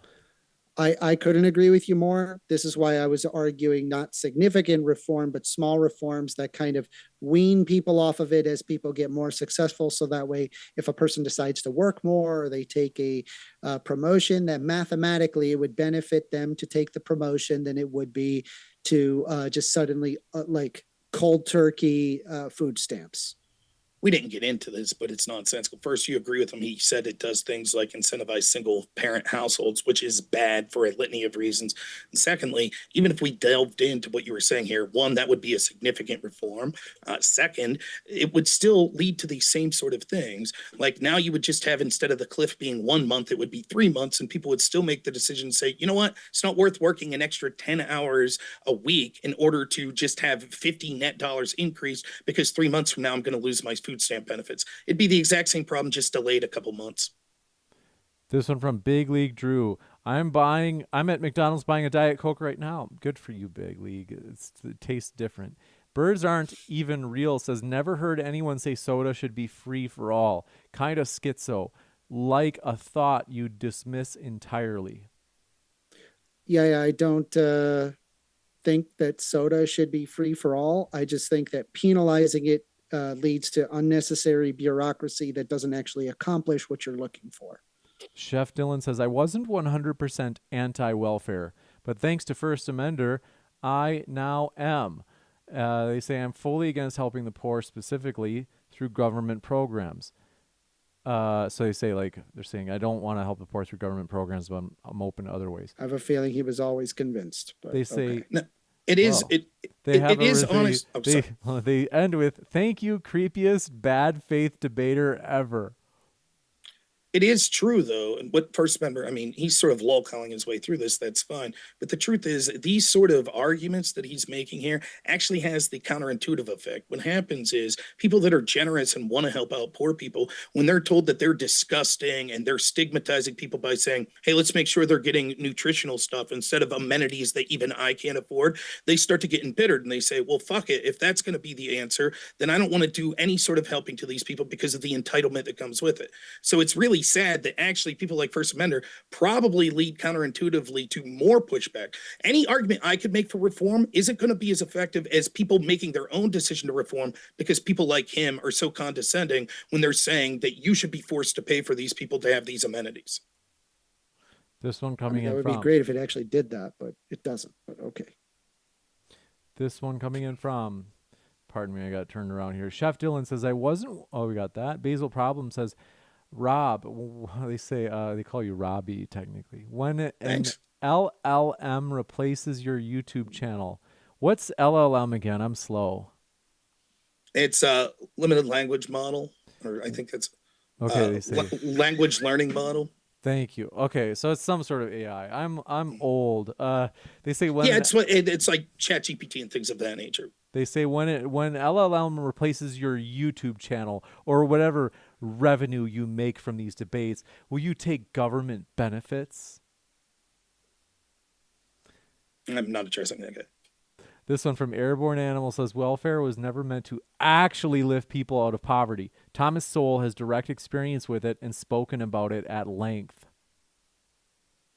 Yeah, that's I mean, I have direct experience with SNAP. My mom, she had to get divorced from my father because my dad was not capable of keeping a job because he had some pretty severe attention deficit disorder that made it difficult for him to kind of have executive functions and be able to follow directions to a great extent. As a result, it was just difficult for he had to basically try to create his own business when he had no money. And so my mom was separated from my dad, taking care of two kids. She was working 2-3 jobs. She could not afford food. Without SNAP, me and my brother would have gone hungry. And the end result is that I went on SNAP and I received government assistance. And as I grew up, I was able to get even further government assistance for getting a college degree.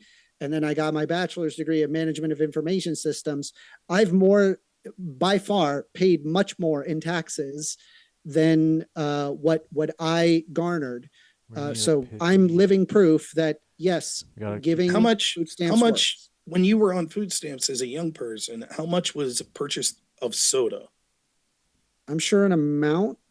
I don't know I mean, there was probably an amount of soda. If you were unable, if you it were wasn't unable, an everyday thing. I mean, sometimes it was juice, sometimes it was water, Okay. sometimes it was You guys, I need you to diet. get you guys, Just I'm real quick, gonna like you gotta go to the if next you were question pretty quick. if you were incapable of having that soda, would you have had the life that you have now? If I was well, I have a feeling that I would have found soda one way or another. So your family would have had external money that they could have purchased. No, soda I mean, with. I could probably like find a quarter under the blanket somewhere or under a couch somewhere, or I'd ask my friend for a quarter and then I go and I buy a can of Chex. Thank you. There's ways to get sodas even though you don't have any money. Thank you. Last thing I'll say, thank you so much for proving that even if we eliminated soda in SNAP benefits, your life would have been just fine. Thank you. So it doesn't accomplish what you say. Saves 20% of spending. No, all it does is stigmatize poor people from being able to buy things that problem says Rob Noerr. Did your mom take Tylenol when she was pregnant with you? Dr. Dickhead. No, wait. I'd like to address that one actually. Is that funny, 1stAmender? It's hilarious. Well, I noticed I could have made jokes about your mom leaving your dad because he has ADD. but I didn't. Dude, you're literally making jokes about having a dick in my mouth, and now you're like gonna play the cry bully. Okay, dude. No, I'm not playing a cry bully. I'm just saying. I think it's. I'm just saying, like you can't look on. like this and tell people that I have sodas. I can't remember. I'm sorry, Sir, you can't do it. It's like the maximum. Certainly, I can't. All right, hey, if you'd like right. to do it, tell us about. No, James. I think tell us about your mom leaving your dad because he couldn't pay attention. Go ahead, tell us more about it. Was it possibly because his son was a little shit who was taking kids? She wanted to take care of 2 kids. Let me finish. That's was what it happened. was it possible that he was embarrassed by his shit son without a chin that was whining for soda all the time? Chin? I got a better chin than you. We'll go Really? to the next Why do you have to question. have a beard? Wait, tell us about that. No. You have to have a beard to hide that double chin. Please, tell us about how sad you are that Daddy left. Tell us, because he has I love ADD. my dad. My he dad couldn't is, work. He couldn't work because he has my ADD. dad is still. I love my dad. No, please. I want to hear about. I talk with my dad. I hang out with my dad. He's a great guy. He's fun to hang out with. I just don't think he's a super responsible person. You look upset. You look upset there. You need to filibuster. Not really. Please. So tell us how it's so difficult to work because you just can't keep. You can't pay attention.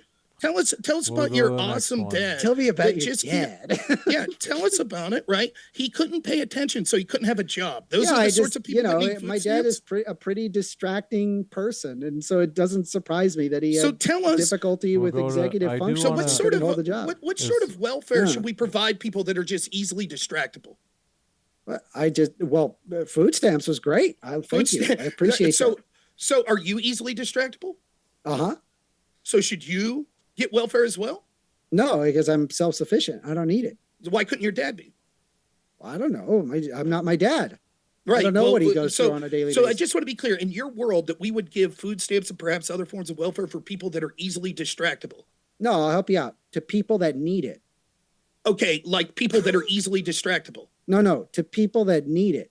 Your dad needed distractible, not distractible. Well, my dad, he kind of did his own thing. I don't know. Why did he need it? If he received food stamps specific, I could probably ask my dad but my mom, she needed food stamps because he had 2 kids. A lot of questions. But my question is, real quick, I think I've been generous in allowing the insults to me, so I think it's fair that I get to respond here a little. Yeah, like a dick in my mouth, Why did your dad need it? What did your dad? I don't know if my dad needed. You told us. You said that the reason my that your mom family separated from my dad. You said that the reason your family needed it was because your dad was easily distractible. Because my mom divorced from my dad, and there was only one income coming in, and my mom and the reason for the divorce to take care of 2 kids. The reason for the divorce was his easy distractibility. I'm saying my dad couldn't hold a job. I mean, there's numerous reasons. Because he was easily distractible. My family history? No, it's not just because of that. There's a lot of factors. You misled us. Gotcha. No, I'm saying there's a lot of factors that causes someone to divorce another person. I think maybe before like joking around and stuff about people's parents and stuff, maybe you should like check the plank in your eye before you talk about other people's splinters. So. Yeah, maybe also lose some weight if you plan on judging poor people for wanting to drink. I'm not judging poor people. I'm saying that you can make any decision you want as a poor person. This one from Dr. Dickhead says, all that shit talking in 1stAmender had to chat GPT his own stupid study. LOLW Rob. Unforced Ego says, does this guy not know the middle class is shrinking because the upper class is growing? The lower class has been shrinking as well. Lower classes remain the same. That's wrong. Blood only knows what he reads in PBS headlines that AI highlights for him.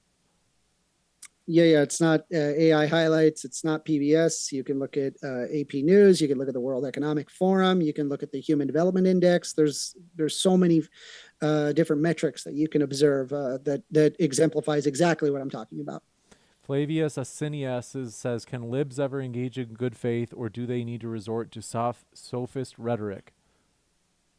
I engaged. You'll notice in my intro, I, in fact, did address not all of his positions that he wanted to introduce before I basically had that PowerPoint made before I even heard his intro. So like, not only was I aware of what his argument would be, But I also know that his solutions don't work. And he even acknowledged these studies and how, yeah, maybe it doesn't do this, but then he started questioning the methodology, and then we got to talk about like the methodology. But they don't really ultimately care about the methodology. It's about wanting to reduce SNAP benefits. And he himself had admitted that. Real quick, just a quick question. You said the lower class is staying the same, but the middle class is shrinking?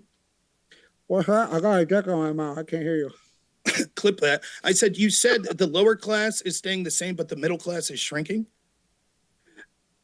The middle class is shrinking. And the lower rich are class is getting remaining the richer, same? and the lower class is remaining the same. In fact, I'm So pretty then sure the middle it class is growing. going to the upper class. No, middle class is going to the upper class, and then there's also people going into the poor poverty. No, wait. Then that would imply that both the lower class and the upper class are increasing. No. Okay, this is a misunderstanding of socioeconomic conditions. The poor remains poor, the rich are getting richer, the middle class is eroded away. So what class is the middle class going into? They're going to poor and rich. So equally. No, it's actually a majority poor. So then the lower class is growing. So in terms of socioeconomic conditions, that's remaining the same.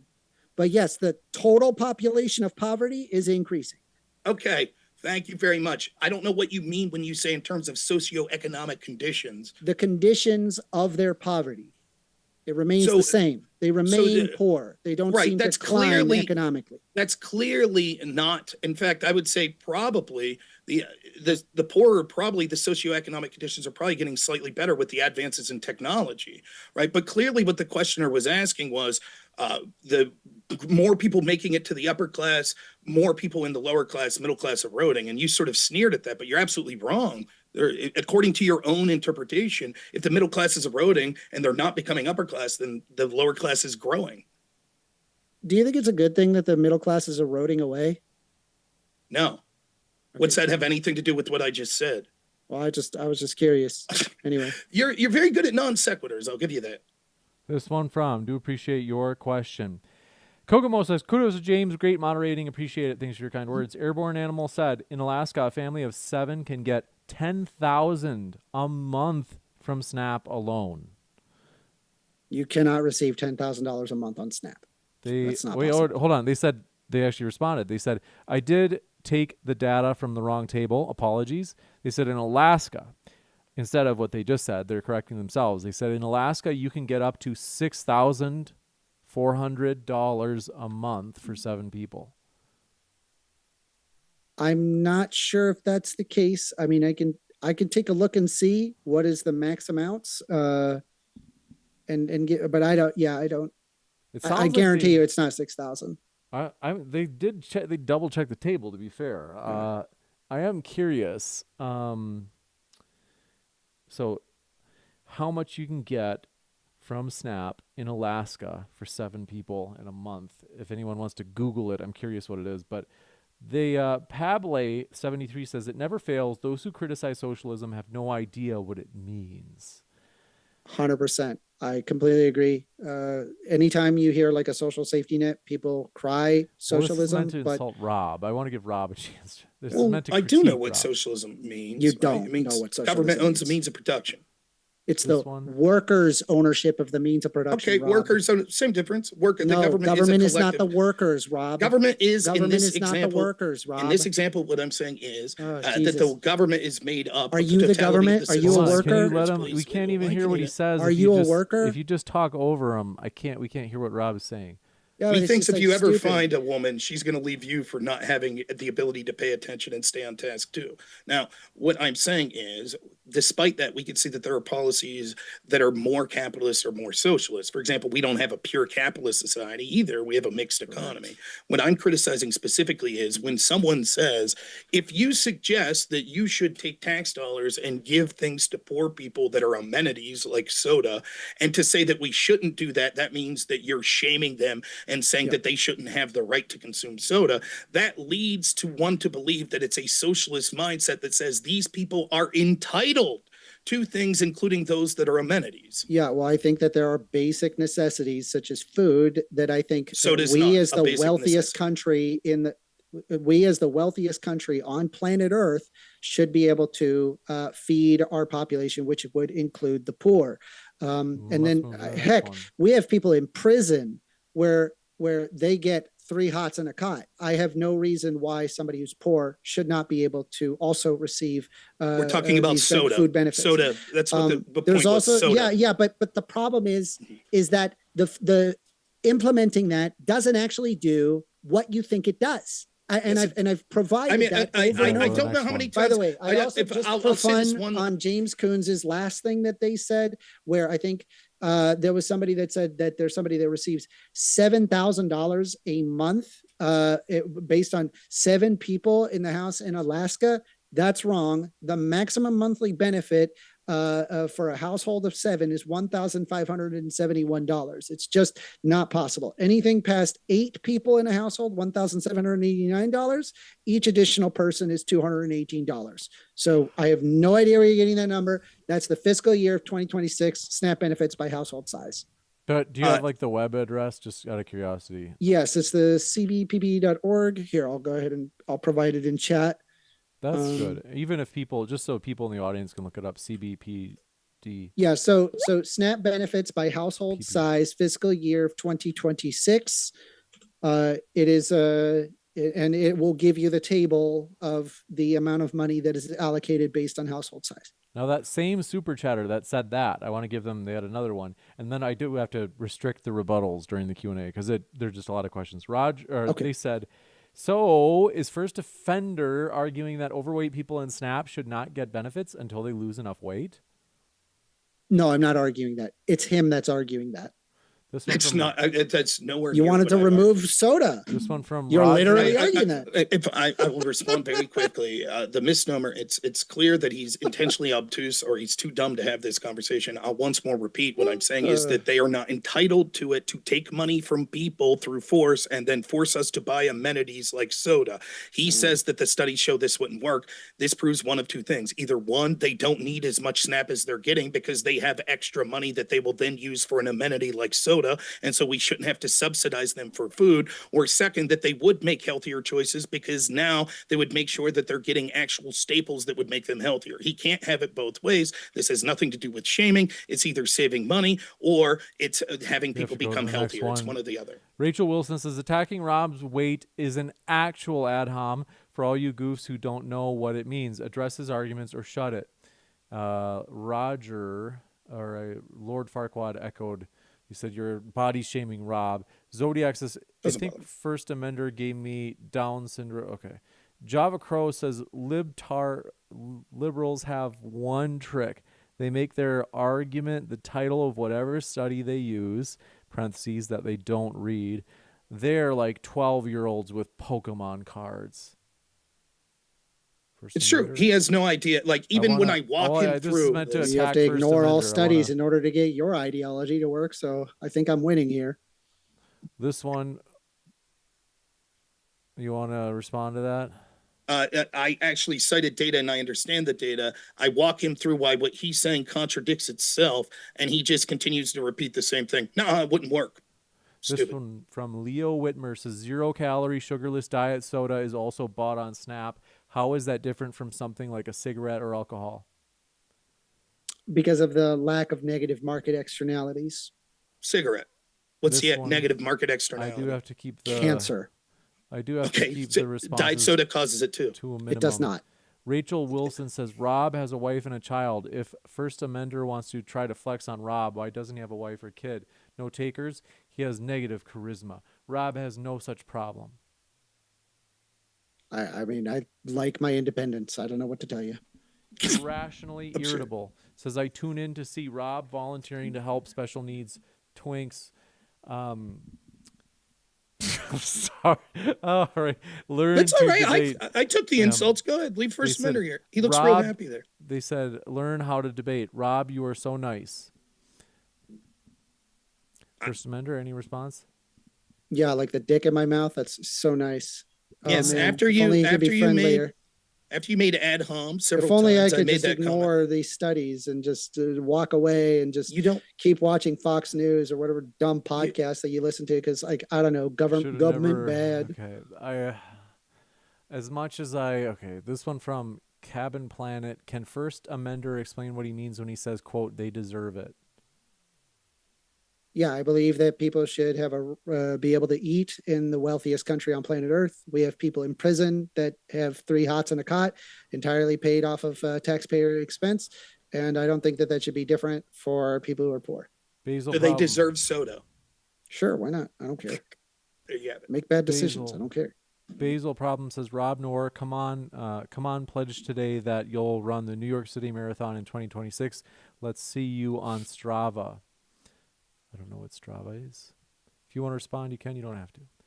Galactic Coordinate Contradiction says, how are you so skinny and still have a double chin? At least Rob earned his.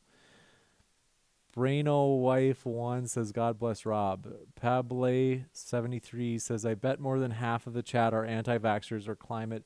Oh, that's right. We don't say that word. We say anti-serum or climate change deniers. Ha, ha, ha. Oh, my gosh. Like Bill Gates, climate change. Subscribe to denier, my right? channel if you want to be insanity world. This one from Right, Carr. Bill Gates, right? What'd you think of that First Amendment? Bill Gates now seems to be saying climate change isn't that big of a deal. It's not, and I can walk you through that. It's what do you mean? It's not that big of a It's a deal. Or huge, that's not, it's a huge deal, and I can walk maybe you it's through because how. Bill Gates wants AI and wants the massive energy that'll come through it. Maybe the people that sold us that bullshit were full of I shit. don't know what Bill Gates's motivations are, but it's not bullshit. I can walk you to how it's an existential nightmare. This one I from think you have a lot of existential nightmares, it seems like, in your life. Carl Yeah, like Camp. talking to you. Carl Camp says, EBT is not good. Leaving it because you're tired of being poor is not good. I'm not on EBT because money gets my wife and I better food. Rob Noerr goat for the win. An honest doubter says, Opento eval of neg market externality for SNAP items. Oh, they're saying open. Are you open to an evaluation of negative market externalities for SNAP items? I mean, I'm open to the idea. If it has efficacy, I would be in favor of it. Like I said earlier with Rob, that if we banned the sodas, that it would result in beneficial outcomes. Then yeah, I'd be perfectly in favor of it. But we've done this before, and it doesn't have very good efficacy, so I'm against it. Well, let's run the experiment in the opposite. Then if we added cigarettes to food stamps and it turns out it wouldn't lead to one more person smoking, it'd be the exact same amount of people. Would you allow I'm it? not making an argument on putting cigarettes in. But oh my goodness. The concept is this. If you say there are certain things that we wouldn't allow for this, even if they have caloric intake because of negative I'm externalities. saying we've done the whole Please, soda let me thing. finish. It didn't Please, work. let me finish. If you say that there are certain things that you wouldn't allow in food stamps because negative externalities, then that would seem to apply with anything. When we talk about something like soda that doesn't seem to have many positive benefits, you say, well, we've done that experiment. It doesn't work. I say, okay, then the opposite. If we had something like cigarettes that you could see if we added them to food stamps would literally not cigarettes and change. sodas Let are me not finish. analogous. That would One not second. change anything. Would you accept it? You say no because it has No, more of a because negative. it's not analogous. Please let me. Of course, no two products are analogous. Apples and bananas aren't analogous. They're not so exactly it's the same. silly With to caloric compare intake. the two things. The point is that it's comparing where your principles are on this. I'm saying that Are we've you done saying this that soda there thing is and a? it didn't Are you work. saying? I guess I'll ask you as clear as possible. Jesus Are you Christ. saying that there is a negative net externality that would be so great that if you remove something, it would still lead to them purchasing on their own? That you would still remove it because the negative externality would be so great. I have no idea what that question was. If there's a negative market Would you like me- externality, there's would you an like me to- argument to be made to remove it, but we have tried this before and it didn't actually do the impact of what you wanted. I will try. And all it did was increase administrative costs. Now, I know I regret that you aren't intelligent enough to understand the question, so I'll try to say it slower. Are you saying that there could be a product? I that am the intelligent negative, then if you say a bunch of gobbledygook nonsense, it's then, not yeah, gobbledygook. 95% of the audience, Okay. if I could real quick. If I mean, I've there is a repeated this product- about 12 why do times. You are not won't repeating it. You acknowledge just said you didn't I understand did. the question. We've tried it before. It doesn't work. If there is a product that the negative Jesus next fuck. externality is so bad that you would say, yep, eliminate that from SNAP, even if that means people would just purchase it at the same levels on their own. Is there a hypothetical product that could be the case? Sure, soda. Thanks. We should eliminate it. Thanks for conceding the debate. We'll go to the No, next one. no, because it Zachary doesn't G. work. Zachary G says First Amendment only drank soda on Snap, long as it was lettuce wrapped. Good decisions. Damien says guns a blazing. Snap dollars benefit economy more than job income. Bigly Drew says I paid $80,000 in taxes last year, and I want First Amender to pay me back for funding his life. Basil Problem says Robbie, are you hangry? Chicken Pork Abdodo says so your mom divorced your dad because he's disabled. An Honest Doubter says open to evaluation. We got that one. Okay, I think we're almost caught up. First Amender, they say First Amender's mom was brutal for leaving his dad. Basil Problem says Robbie, when will you run for Congress again? Will you follow George Santos' template? Damien says, and just jump in if you guys want to, says Snap equals economic boon, so put everyone on it, right, First Amender? Not everybody needs it. What if it benefits the economy for them to be on so they could spend their money on something else? Why wouldn't we put everyone on it? I mean, I guess in your hypothetical, sure, but I don't. But that's your see argument. how It's that not my works. hypothetical. That's your argument. No, you presented a hyperbole, right? It's called a, you just basically just strawmanned the entire argument to what is a reasonable one to something that is unreasonable, to the point that everybody needs to be on Snap. I never argued that we ought have everybody on Snap. It wasn't an ought. It's not a question of need. You said when we put people on Snap, that means that those people spur economic activity because instead of buying food, now they could buy other things. Why would that principle not also exist to every other person, even if they don't need Snap? Then sure, but I don't. What do you mean see if an it did? indication That's of your that. argument, that it does. If it That's your does, then argument. sure. No, it's not. It's not. I never argued that. So wait a minute. You're the one positing that argument as a straw man fallacy. You're telling me That's now what that you're doing right now. You're telling me that you didn't say Oh, that the Jesus reason Christ. that economic Can we move activity on? is spurred This guy's is just going to because repeat the One same sec. I question. mean, you're three, filibustering. times, You're me explaining the filibustering. same thing. One sec. You're filibustering because you know you're incorrect. You directly What, said. you're the one asking the same Please question stop over and over, and I interrupting. I'll at answered least it. tell the audience if you're going That's to be not what I bad faith and argued. pretend. You specifically said that one of the Yeah, I reasons didn't this argue benefits the economy was when we allow these poor people to have this access policies to that food. benefit the They economy. spend. Let's do those things. I mean, I don't know what to say. It's just embarrassing. It's embarrassing that you feel the need to interrupt. Everyone could go back and see this. I think what do what you we think need that to people do aren't going to go back and see this? Do you think that they're not I capable think we need of to that? fund more Is- short buses. We need to go through the Q&A. I do have to say, I do want to request again, I've requested several times, I think, that we don't do the rebuttals just because a lot of people want their questions read and they're waiting and we want to get through them. So this one from Red Ognet says, Rob's argument is about how we shouldn't be forced to subsidize people's poor decisions. First Amender. Yeah. And so if it showed efficacy, I'd be okay with that. However, it doesn't bear in the data when we do that thing. This one from Anthony AJC Salea says, making fat jokes, First Amender just proves people in the United States need less food. Good argument, dude. Pseudonym People, says, sorry, go ahead. First Amender won this. If you really want to respond, you can, but I'll give you a chance go to ahead. respond. They're basically, No, go ahead. They say First Amender won this debate for sure. I'm not usually on his side, but born Americans need a chance, even when born poor. Rob, forget about the American dream. I don't know what to say other than the person must not have been watching the debate. No one said that people that are starving aren't entitled to food. What we said specifically was that the amount of people that are able-bodied that are getting this are inaccurate. The way that this money comes and people that are non-citizens shouldn't be getting it. And most importantly, what we spent the majority of the debate was that we could significantly reform by allowing nutritional things that are necessary for someone to live a healthy lifestyle and have food to get those, as opposed to things like junk food and sugary beverages. This one from Wilson Garcia says 250 is the amount of Snap. PT Reed says sugar from soda is highly addictive. Sugar is in no way a productive food item unless you had a medical condition or a very high level athlete. FA clueless again. I agree. It is not effective. And if there is a method to removing it and that it's efficacious, sure. but it turns out that it just increases administrative cost, and it also doesn't actually do the effect that people will make bad choices regardless of whether or not there's funding to do so.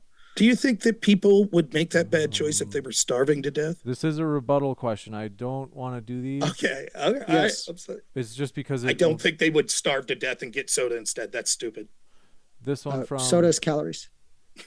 This one from Damien Guns A Blazing says time or spending limit healthy people should be on SNAP. What? I think they're saying, like, if someone's able-bodied, they're not disabled, should we at least put a time limit or a spending limit on how long they're on the SNAP? There already is time limits and spending limits on SNAP. I don't agree with certain time limits because I think it penalizes people who are in, say, the gig economy. I just think that we need to modernize it, but these are like small changes as opposed to significant ones. This one from Airborne Animal says the data is from an APP that people use to track their actual SNAP benefits, parentheses, Propel. There is no maximum payout. Each family member above 7 is $729 a month. This one from 25 Carat Gold Lambo says, my parents are millionaires and are happily married and extremely responsible. So glad I didn't turn out like 1stAmender. Oh, his dad's better off having walked out on him, and his mother, loser. Wow.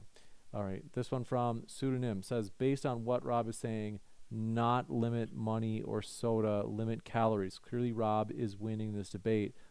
Just look at him. This one from Leo Whitmer.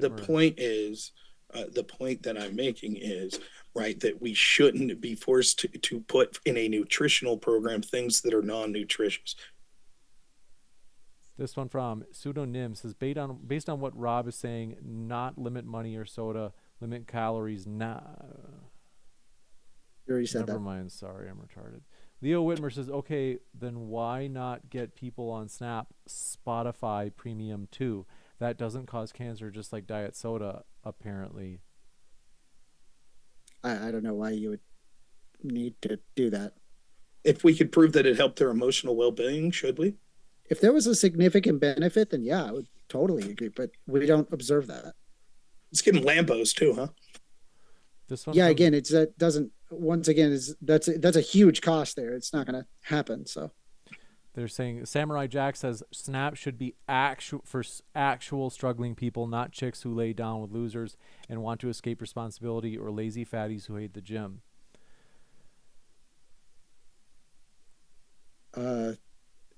Yeah, not everybody has to have the same life choices as you, and also people make mistakes, and it's okay that people make mistakes. We lend people a helping hand because we're humans that try to help one another. I don't know. It's like a general like empathy thing. Like, I don't know, grow some empathy. Like, you have a big right a portion of your amygdala. Work on, like, I don't know, your prefrontal cortex, where you can have like greater processing capability. I don't know. Again, 1 out of every 5 people on SNAP is an able-bodied adult without a child to take care of, right? The idea that we say just have empathy, this is why we have such bad inflation and government spending, because we say have empathy about everything, and the hardworking people can no longer pay for all the promises of things, everything from soda to able-bodied people not working, that 1stAmender wants. It's not a matter of empathy. It is pure math. It's not possible.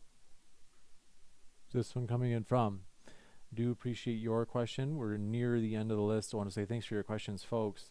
Let's see. Wilson Garcia says, are people on food stamps also on other subsidies, 1stAmender? Yes, because they're poor. Java Crow says, if people can be allowed to make dumb decisions with SNAP, why can't I? If I want to buy cigarettes with it, let me, I'm more productive with cigarettes. Because I don't want to subsidize the very heavy negative market externality incurred by cigarettes. Well, who cares what you want? That sounds like you're saying you're better than them. It sounds like you're telling poor people they shouldn't be allowed to smoke. Why are you saying that? Why do you think you're better? No, you are? That's your answer? No, you. Matt says, Rob, lets people.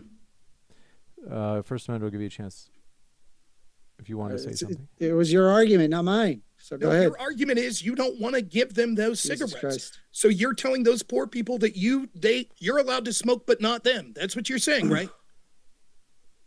Now, do you see what I mean about weaponized stupidity? He knows exactly that I'm not saying what he's claiming I'm saying. And as soon as you turn it on him, he's like, oh, that's not what I'm saying. It's a joke. This whole debate's been a joke like this.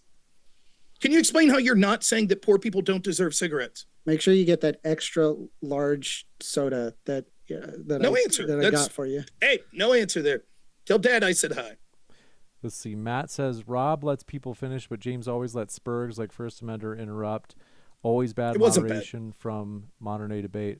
I don't know. I gotta be honest. I feel like I was pretty active in terms of saying like, hey, for First Amender, you're interrupting too much. Some of you guys are so negative, you just complain all the time that, for one, I worry about you because you just seem depressed or something. You complain all the time. But when you do it all the time, too, it makes me take it less serious because it's like, you just always say that. I mean, it's meaningless now. PT Reed says more administrative cost. Isn't that a GDP boost as well? That goes against your argument, First Amender. No, that doesn't, because it's a net expenditure, but it's it's not how GDP works. It's once again, just a fundamental misunderstanding of how GDP works. So wait a minute, you're telling me, and also this doesn't even acknowledge all the other metrics that I've provided. Like, it's just like a dig at like, oh, he used GDP, therefore he's wrong. Even though that like literally any math I show you is wrong. Honestly, if the argument isn't government bad, privatization good, climate change bad, if it's anything that's like anti-right-wing position, I'm always going to get these questions every single time. I mean, get out of your echo chamber. Here we go. It's the constant thing that's happened the entire debate. When it's proven that what he's saying is fundamentally wrong, he deflects, filibuster, ad homs. That's what he does every time. Study. So his argument, when we're talking about First Amender, he's trying to respond. Like, let Rob respond.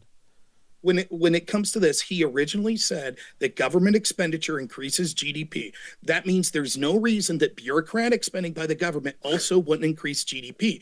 He knows that that's the case, so he simply hand waves it away and says, yeah, but there's this other thing, and you're all dumb for trying to bring that up, and now let me just filibuster for 45 seconds so it seems like that I'm not the idiot who said something that was directly contradictory. That's what he's done the whole debate.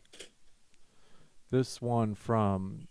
Do appreciate it. We have a couple last ones that have come in, and then we're going to wrap up. I want to say, before we do wrap up, we've got more questions, so stick around. But Rob and First Amender are linked in the description box. Folks, what are you waiting for? Check out their links. You guys have watched this debate, and a lot of people watch this debate. People really enjoyed this.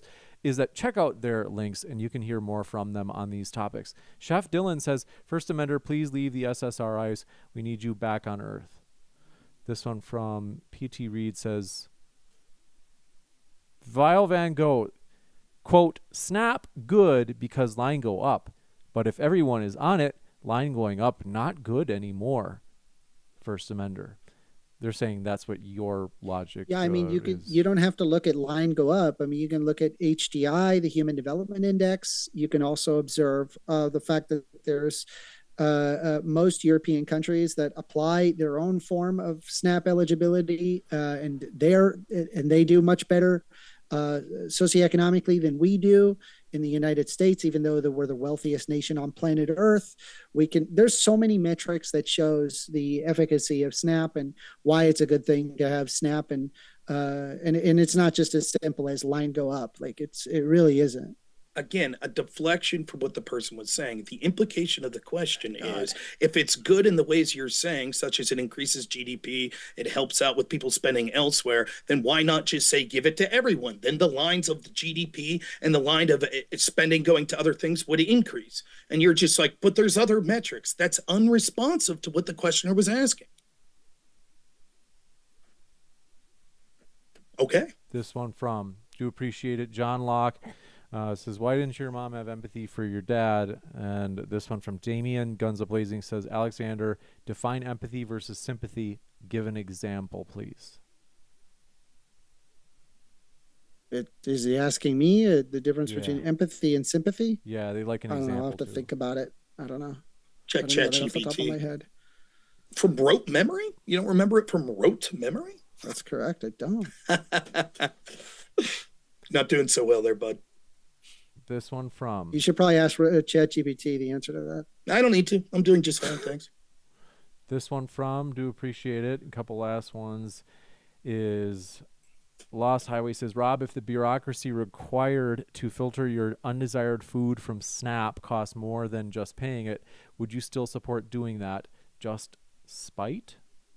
That's a good question. And yes, I would still support it for two reasons, right? One, because there is a moral virtue in saying that if we're giving something to people because we're helping them through some sort of difficult time have nutrition, that's what we should do, even if it costs slightly more. Telling hardworking people that are struggling, that aren't eligible for food stamps, that their money has to go in to pay for amenities of other people is a moral wrong. And that's causing people to be angry, and it's going to cause more division and more harm to these very poor people. And secondly, I think that the reason that we should do this anyways is because that we would see that there's still a potential that these people would get healthier without these products, despite the fact what 1stAmender is saying. Certainly it would be true if they can't legitimately afford this nutrition without food stamps. They wouldn't, opposed to what he says, starve to death by just buying soda instead of buying bread and cheese and meat. They would actually buy those things, which would make them healthier. So I think it would still be worth it in both of those reasons.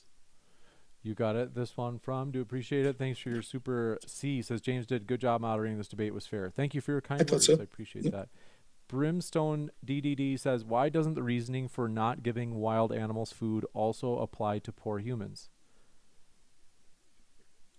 Not giving animals food?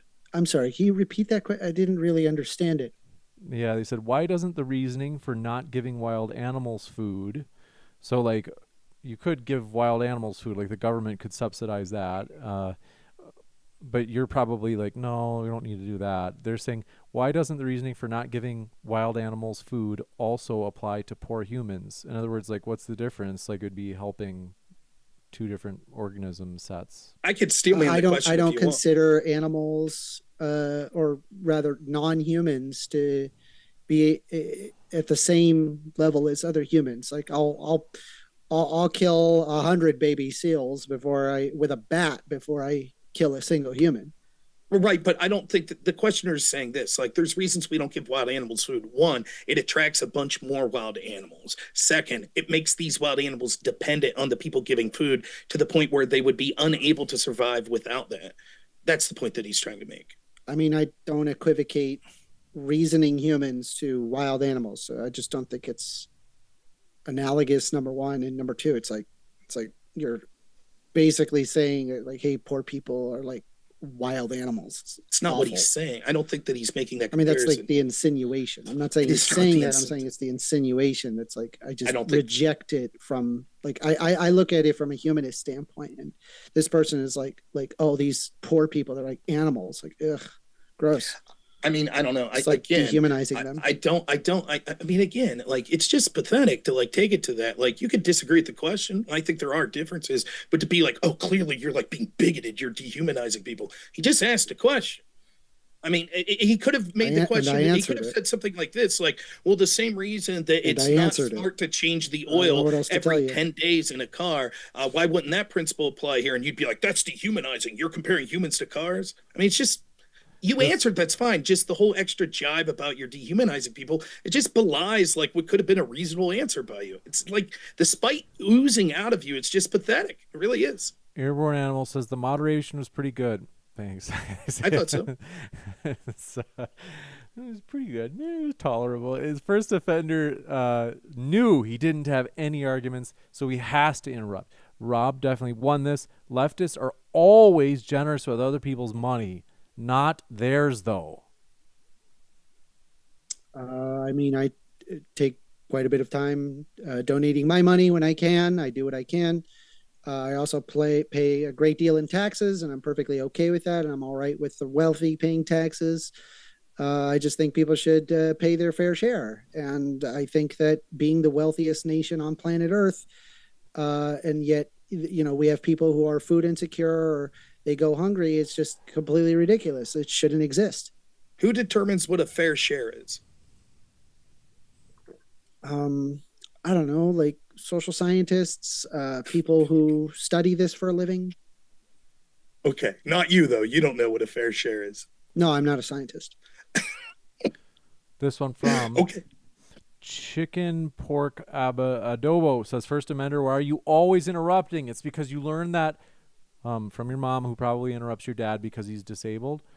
And let me load up the other questions. Big League Drew, thanks for your question, said, Wilson Garcia says, First Amender, so people on food stamps are also on other subsidies. Shouldn't we limit their government help so they get accustomed to paying anything on their own? I think people should get the help that they need. So if somebody is on food stamps, they likely need additional help.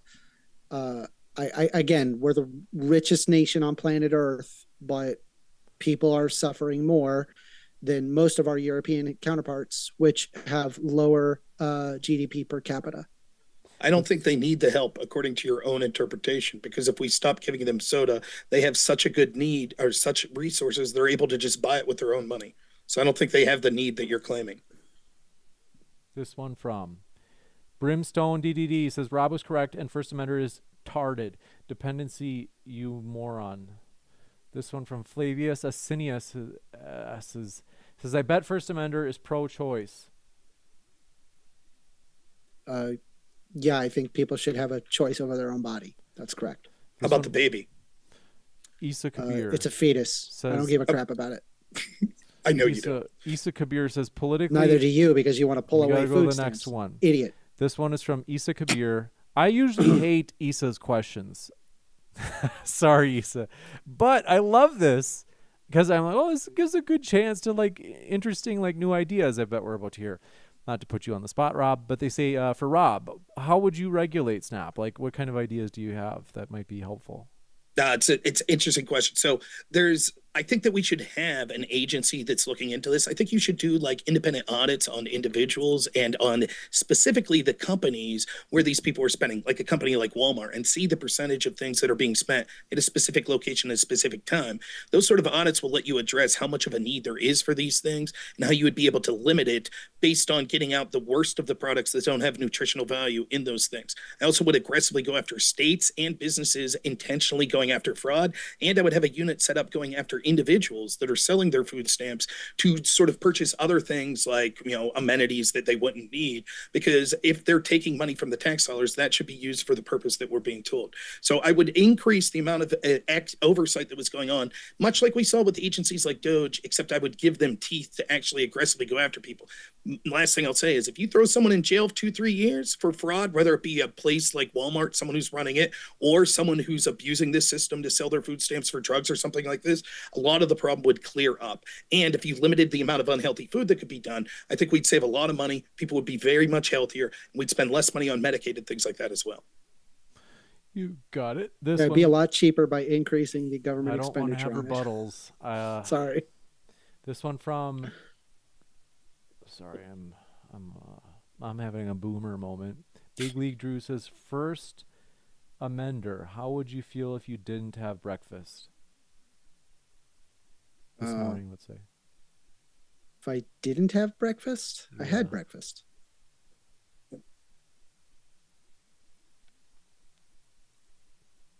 This one from Brimstone DDD says, I use my body to earn money. Bodily autonomy means you can't tax me, First Amender. Because yes, we can. It's just called the social contract. Modern economies operate off of this, including this one and every other nation on planet Earth. Are there things about bodily autonomy you would restrict, like certain drugs you wouldn't allow people to take? Sure. So you're just saying it's a principle you have bodily autonomy, but it's not 100%. Yeah, I mean, that's like fair. A level. That's fair. That's a fair answer. This one coming in from Brimstone. Oh, we got that one. I just saw one last one. It's from that frog fellow. Where is it? Pepe the Frog. I thought I saw in here. There it is. Matthew Bennett, 9919 says, so Amender says we all deserve our fair share, but can't define what a fair share is. Seems like something you've really thought out, First Amender. I mean, if I were president of the United States, there's all sorts of policies that I would present that would radically change people's quality of living to a much greater extent, because I do read a lot of studies on like what it would be efficacious versus not. I mean, I can go over 10, 20 different policies on what would actually improve people's quality of living outcomes. And I know that it works because they've already been attempted in multiple European countries, and I can see the effects of them. Yeah, but that's not the question. The question was, what's a fair share? And you don't need to be president if you answer that question to determine whether or not you as an individual are giving your fair It's a share. lot. There's a lot to that. Just A let me lot. finish real quick. Hold on, You First yourself, Amendment. because you yourself could make a decision without the government forcing you to give your fair share. For example, if I said my fair share is 40% of my earnings, and yet I'm only taxed at 10%, I would donate the other 30%. You could do the same. Why don't you? Because I don't have a concrete number. So you just have a nebulous idea of what a fair share is. And I bet Yeah. I bet you believe you're giving a fair share, don't you? I do, yeah. And I am. That's the socialist. There you are, ladies and gentlemen. It's always I exactly don't what believe in they're the doing. workers' ownership of the means of production. It's always about. exactly what they do is good enough. Always the way it is. Ask Bernie. He feels the same way. Wilson Garcia says, First Amender, I appreciate you caring about poor people, but 3 months isn't long enough, like Rob suggested. I agree with you. I think it should be increased for sure. That sounds like a significant reform. That's a small reform. That's just a single Define number significant that you again? just change on the piece of paper. That's One define sec. significant. not Just- significant. I'm so sorry for ruining the fun, but just because That's I'm fair. curious about, Rob mentioned these audits. I'm sure that's something I'm not trying to be like, First Amender, look, you agree Rob is right. I'm not trying to do that. I'm just out of sincere, like, would you, First Amender, is like that something you'd be like, yeah, like audits are fine. Like nobody wants cheaters, right? Or would you say like, well, maybe like, they're so expensive. I look at like what the effects are. Like I just like, would this actually like reduce waste? I mean, is the cost of the audits greater than to just provide the benefits? And in fact, the numbers do show that just providing the benefits is cheaper than going out of your way and auditing millions of people. No, I don't think that's true at all. If, for That is example, true. if we had true, sweetie. listen, That is true. I don't like you like that. I know Another you're chance. single, but you're gonna have to look elsewhere. I'm not single. You conceded, I think, that the numbers, if we take the net from overpayment versus underpayments, around 9 to 10% a year, and Oh my God. that's hundreds of billions of dollars adding up over a decade. Is that where the government owns the means of production? I mean, I'm asking you. I'm pointing out. Okay, like I would laugh. By the way, what did you have for breakfast today? Just curious. I don't know. This It was sounds I weird. had some eggs. I don't know. What relevance does this have? You don't know? You don't know the relevance? I had eggs. So you're not going to say after this video, oh yeah, I knew what was going on. You're legitimately telling us to the question of what if you didn't have breakfast that you had eggs? That's your answer, legitimately? You asked, what did you have breakfast? And then I said I had eggs. No, but the original questioner said, how would you feel if you didn't have breakfast today? And your What does legitimate this have answer anything is, to do with anything? I don't know what's going on. What you is said it? Is enough. it a That's trick fine. question? I accept your answer. We know later when you say I did that on purpose, it was bullshit. Very good. I don't even know what's going on. I'm sure you don't. This is one last chance for me to say, folks, check out our guest links. They are linked in the description. And not only that, we are absolutely thrilled, my dear friends, if you have not yet gone to the DebateCon link in the description box, as well as I'm pinning it in the chat, you can get 25% off. This is just temporary. So it's just until Sunday night. You can use that code 25live on one of your tickets. It gets you 25% off. It's going to be huge. Rob Noerr will be there. You can come out and meet Rob as well. It's going to be amazing. It's going to be Andrew Wilson. It's going to be Jake of Rattlesnake TV, Dr. Richard Carrier, Daniel Hikikachu, some of the biggest debaters from all these different sides. Folks, it's going to be a great time. More importantly, you get to meet people. You get to have fun with people who find these topics. I don't know if you're like me. Because at one point I wasn't at all intellectual, and I'm not really now, but I'm more than I used to be. When I started getting into these topics, I would try to talk to people like in my family about them, and they'd be like, why are you telling me this? And I'm like I'd just be so excited about it. Is that you come to DebateCon, everybody's like you. They love these topics. Like they love talking about this. So come on out, meet friends, network, all that good stuff. Use that code that you can see at the bottom right of your screen. But I want to say huge thank you to our guests, to the lifeblood of the channel. You guys, it's been a tremendous debate. Thank you very much, 1stAmender and Rob. Appreciate it. Thank you. Thank you. Are we doing closing statements or I'm open to that if you guys want to. no? You're good. Pretty pooped out. My position. I don't blame you. I will just say, I thought it was a fun debate. Thank you so much. I think that we are not the easiest people to moderate, and I thought you did fine. And I had a lot of fun here today. And you know what? I think I'm going to go on a diet. So thank you so much. Appreciate it. Thanks, guys. It's been fun. You guys make it fun, and thanks for being here and hanging out. I'll be back in a moment, folks, to let you know about upcoming debates. So stick around. I'll be back in 12 seconds. See you guys. Yep, you too. Yeah. Bye. I'm not dying. Get out of here. Amazing. Want to say thank you so much for being here, folks. Now, we've got a busy weekend. Why? Because, well, I'll tell you. One, we have an amazing little tomorrow morning. It's going to be awesome. So if you haven't joined our channel memberships, I want to tell you about these. Check. There it is. If you have been thinking, you're like, man, DebateCon would be amazing. The tickets link is pinned at the top of the chat. You might be thinking, James, like, I can't make it. I live in Australia or the moon, wherever. And my arms and legs just fell off. Like, okay, if it's that bad, become a channel member. If you join, as you can see on the left side of your screen, if you click the join button, what you'll see is 3 membership levels. If you join the final word tier, our highest tier level, it's an average of $2.14 per debate because there are 7 live stream debates. It's going to be amazing. You have to check it out. I got to tell you, you will get to watch all these debates live. Andrew Wilson versus Daniel Hakikachu and Richard Carrier on Sunday night. You don't think you have plans for this coming weekend, namely November 15th and 16th. You do, and they are DebateCon. It's going to be amazing. But I also get your name on screen and a little ticker at the bottom of the screen when you become a member at the final word level. And you can participate in that Zoom Patreon meeting that we do monthly.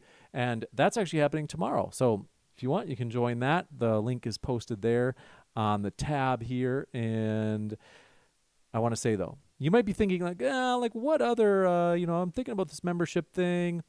Is even if you're like, I don't know, I don't know if I'd normally be a member, well, just join and then cancel it the day after. And it's easy. I've got to tell you. Now, I'm going to switch back to the main screen because I saw somebody in chat was confused, and I want to help explain. Let me just fix these little pictures here. 2 seconds. Here we go. Go. My dear friends, let me just squeeze this down. Okay. Now, you see me, and I'm over here on the left. Let me move myself over to the right. If you use down below, so I'm pointing you to that area down below where it says code 25 live. Use that at checkout for DebateCon 6. It's going to get you 25% off one of your tickets. But like I said, if you really want, you're like, I can't make it, join the final word membership tier. Not only that, let me show you something else, because someone in live chat was really confused by this. They're like, why is there a picture of Andrew Wilson on screen? Whimsy OFC. Don't judge them. They might be drinking. Is the reason that there's a picture and, it looks like it has a little signature like above his head where it says like Andrew Wilson is because I don't know if you noticed, but like right next to it, it says get a signed photo of your favorite debater at DebateCon 6. That's why it has what looks like a signed photo next to it.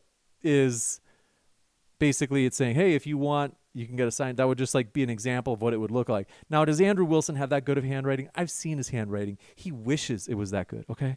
But you know what? Getting a signed photo of Andrew Wilson, or it could be Jake, it could be Richard Carrier.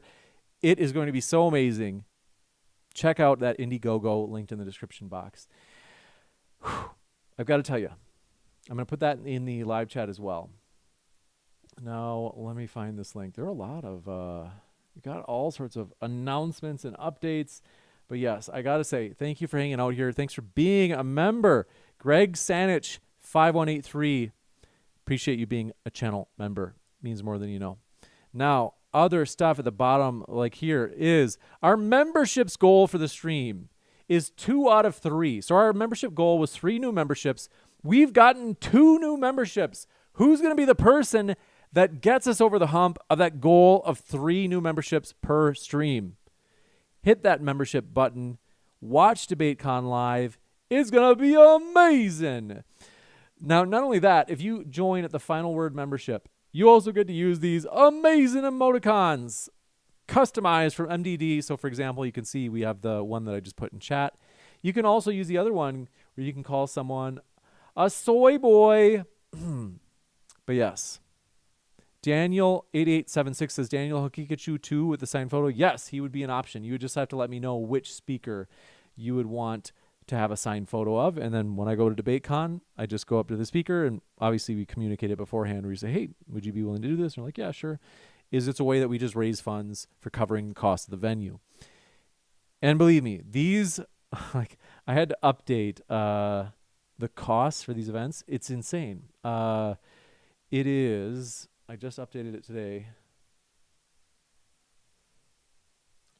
Total, because the food alone, it's massive. It's $32,000. I think that we have spent more on this conference than any other.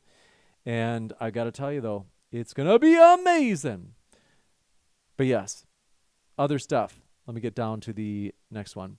As you can see below me, says there are 2 ways that Modern Day Debate can collaborate to bring a huge debate to your college campus. Is right now, folks,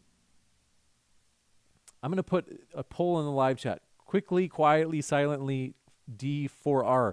Bro, I'm not trying to be mean.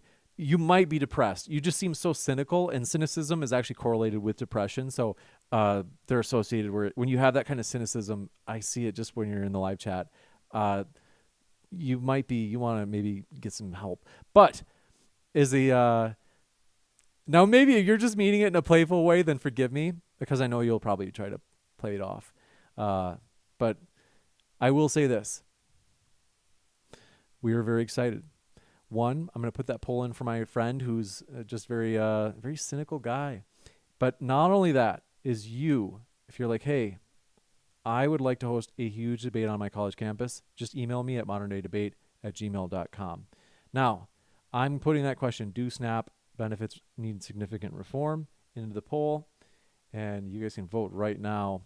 But yeah, I do see it sometimes, like a lot of cynicism. You know, people just, man, I see a lot of people that'll sometimes complain in the live chat, and I'm like, when I go in other people's live chats, I will watch, a stream, and if I don't like it, I just move on.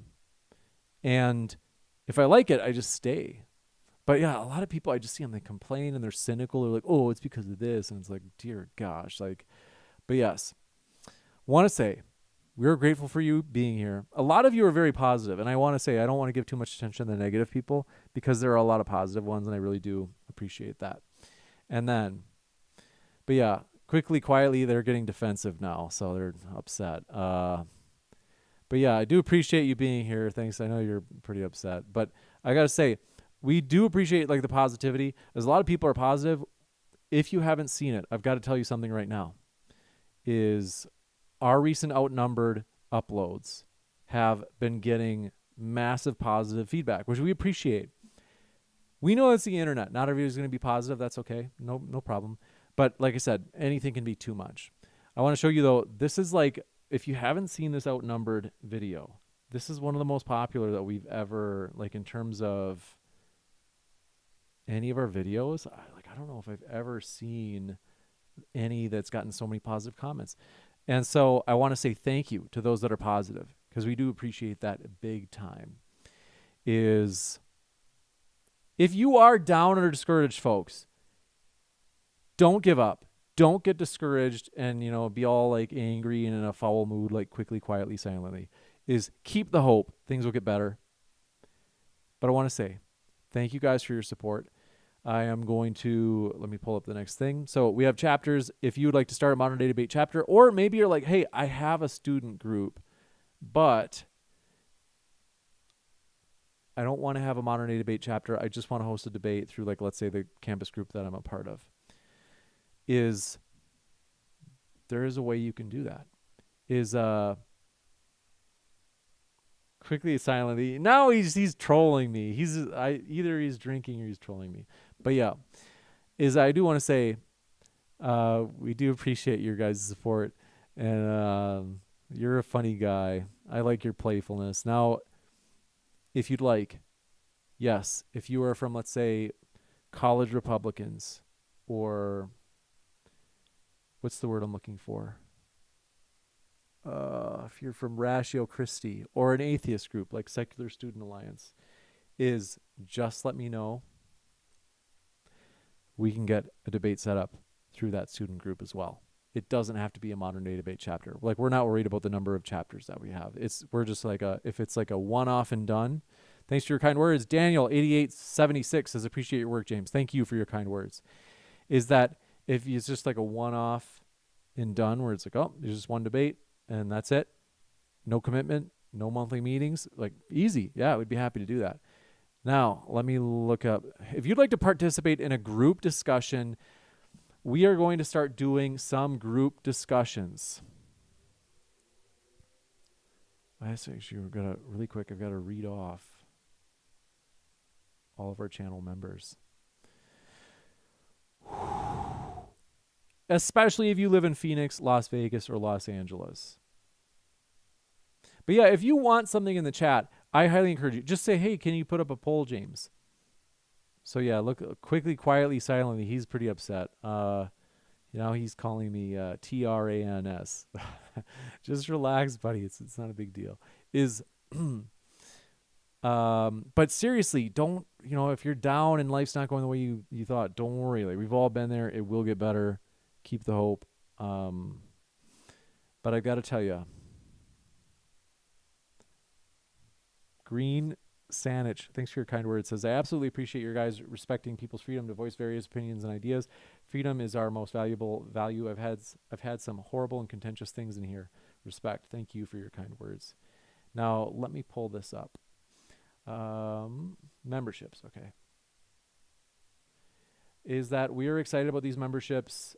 A lot of people have been joining on, and I'm going to read some of their names in just a moment because we do appreciate all your support. Let's see here. There it is. Okay. Wait for the boomer. I'm having a boomer moment. But yeah, you can always just ask. Like, sometimes when I see people in the chat, small percent, most are positive. I appreciate that. But the small percent when they're like negative or like cynical, or like, I got an email from a guy today. He's like, I would come to DebateCon, but you don't like host people like me. I would wipe the floor with all of those debaters like Andrew Wilson and blah, blah, blah. And I'm like, I've never even heard of you. And so it's kind of like, he's like basically telling me in this email that if I host him in debates, a guy who I don't even know who he is or if he's a good debater, if I host him, like, then he's like, maybe he'd buy a ticket. But otherwise, like, he's like, nah, he's like, no, like, I don't want to do that. It's crazy, like the kind of stuff I get. But most are positive. So thank you for all the positivity. I do want to acknowledge that and say thank you for being positive, including these people that are channel members. So thank you guys so much I want to just say thank you for being supporters of the event, of the channel. Is Keith Package. Thank you. Henry Wingat, D Sign. Let me know if I'm saying this wrong. TDI Tawny, as well as Q and C Durr, Chris PG, Red Dead Ed, Lil Mink, Army Brian 69, thank you. Cake Hans, thank you so much. Bob Whitaker, Voice of Reason, thank you. Kyle Adair, thank you. Shedding Some Light, News, Events, thank you. As well as Oliver Catwell, Prime Apollo, Pijaro Santo, Action Packed, Lorraine 13, Reed M, Tippy River, Greg S, Daniel Gruen, KJ Smith, Riley, and Trodeman Alcatraz, Trigger Gaming, MC Natty, Desert Shadow, Josh Gardner, Agrolapolis, Jeff C, Kokomo, CSS Element, Big League Drew, Adir Est Fasir, Madi 3, thank you so much, Matt League, Evan Lundstrom, Hot Tuna, T. Yak Fine. Gino Biscotti. Mortem, Jordan Walsh. I Killed Earl. Sheary.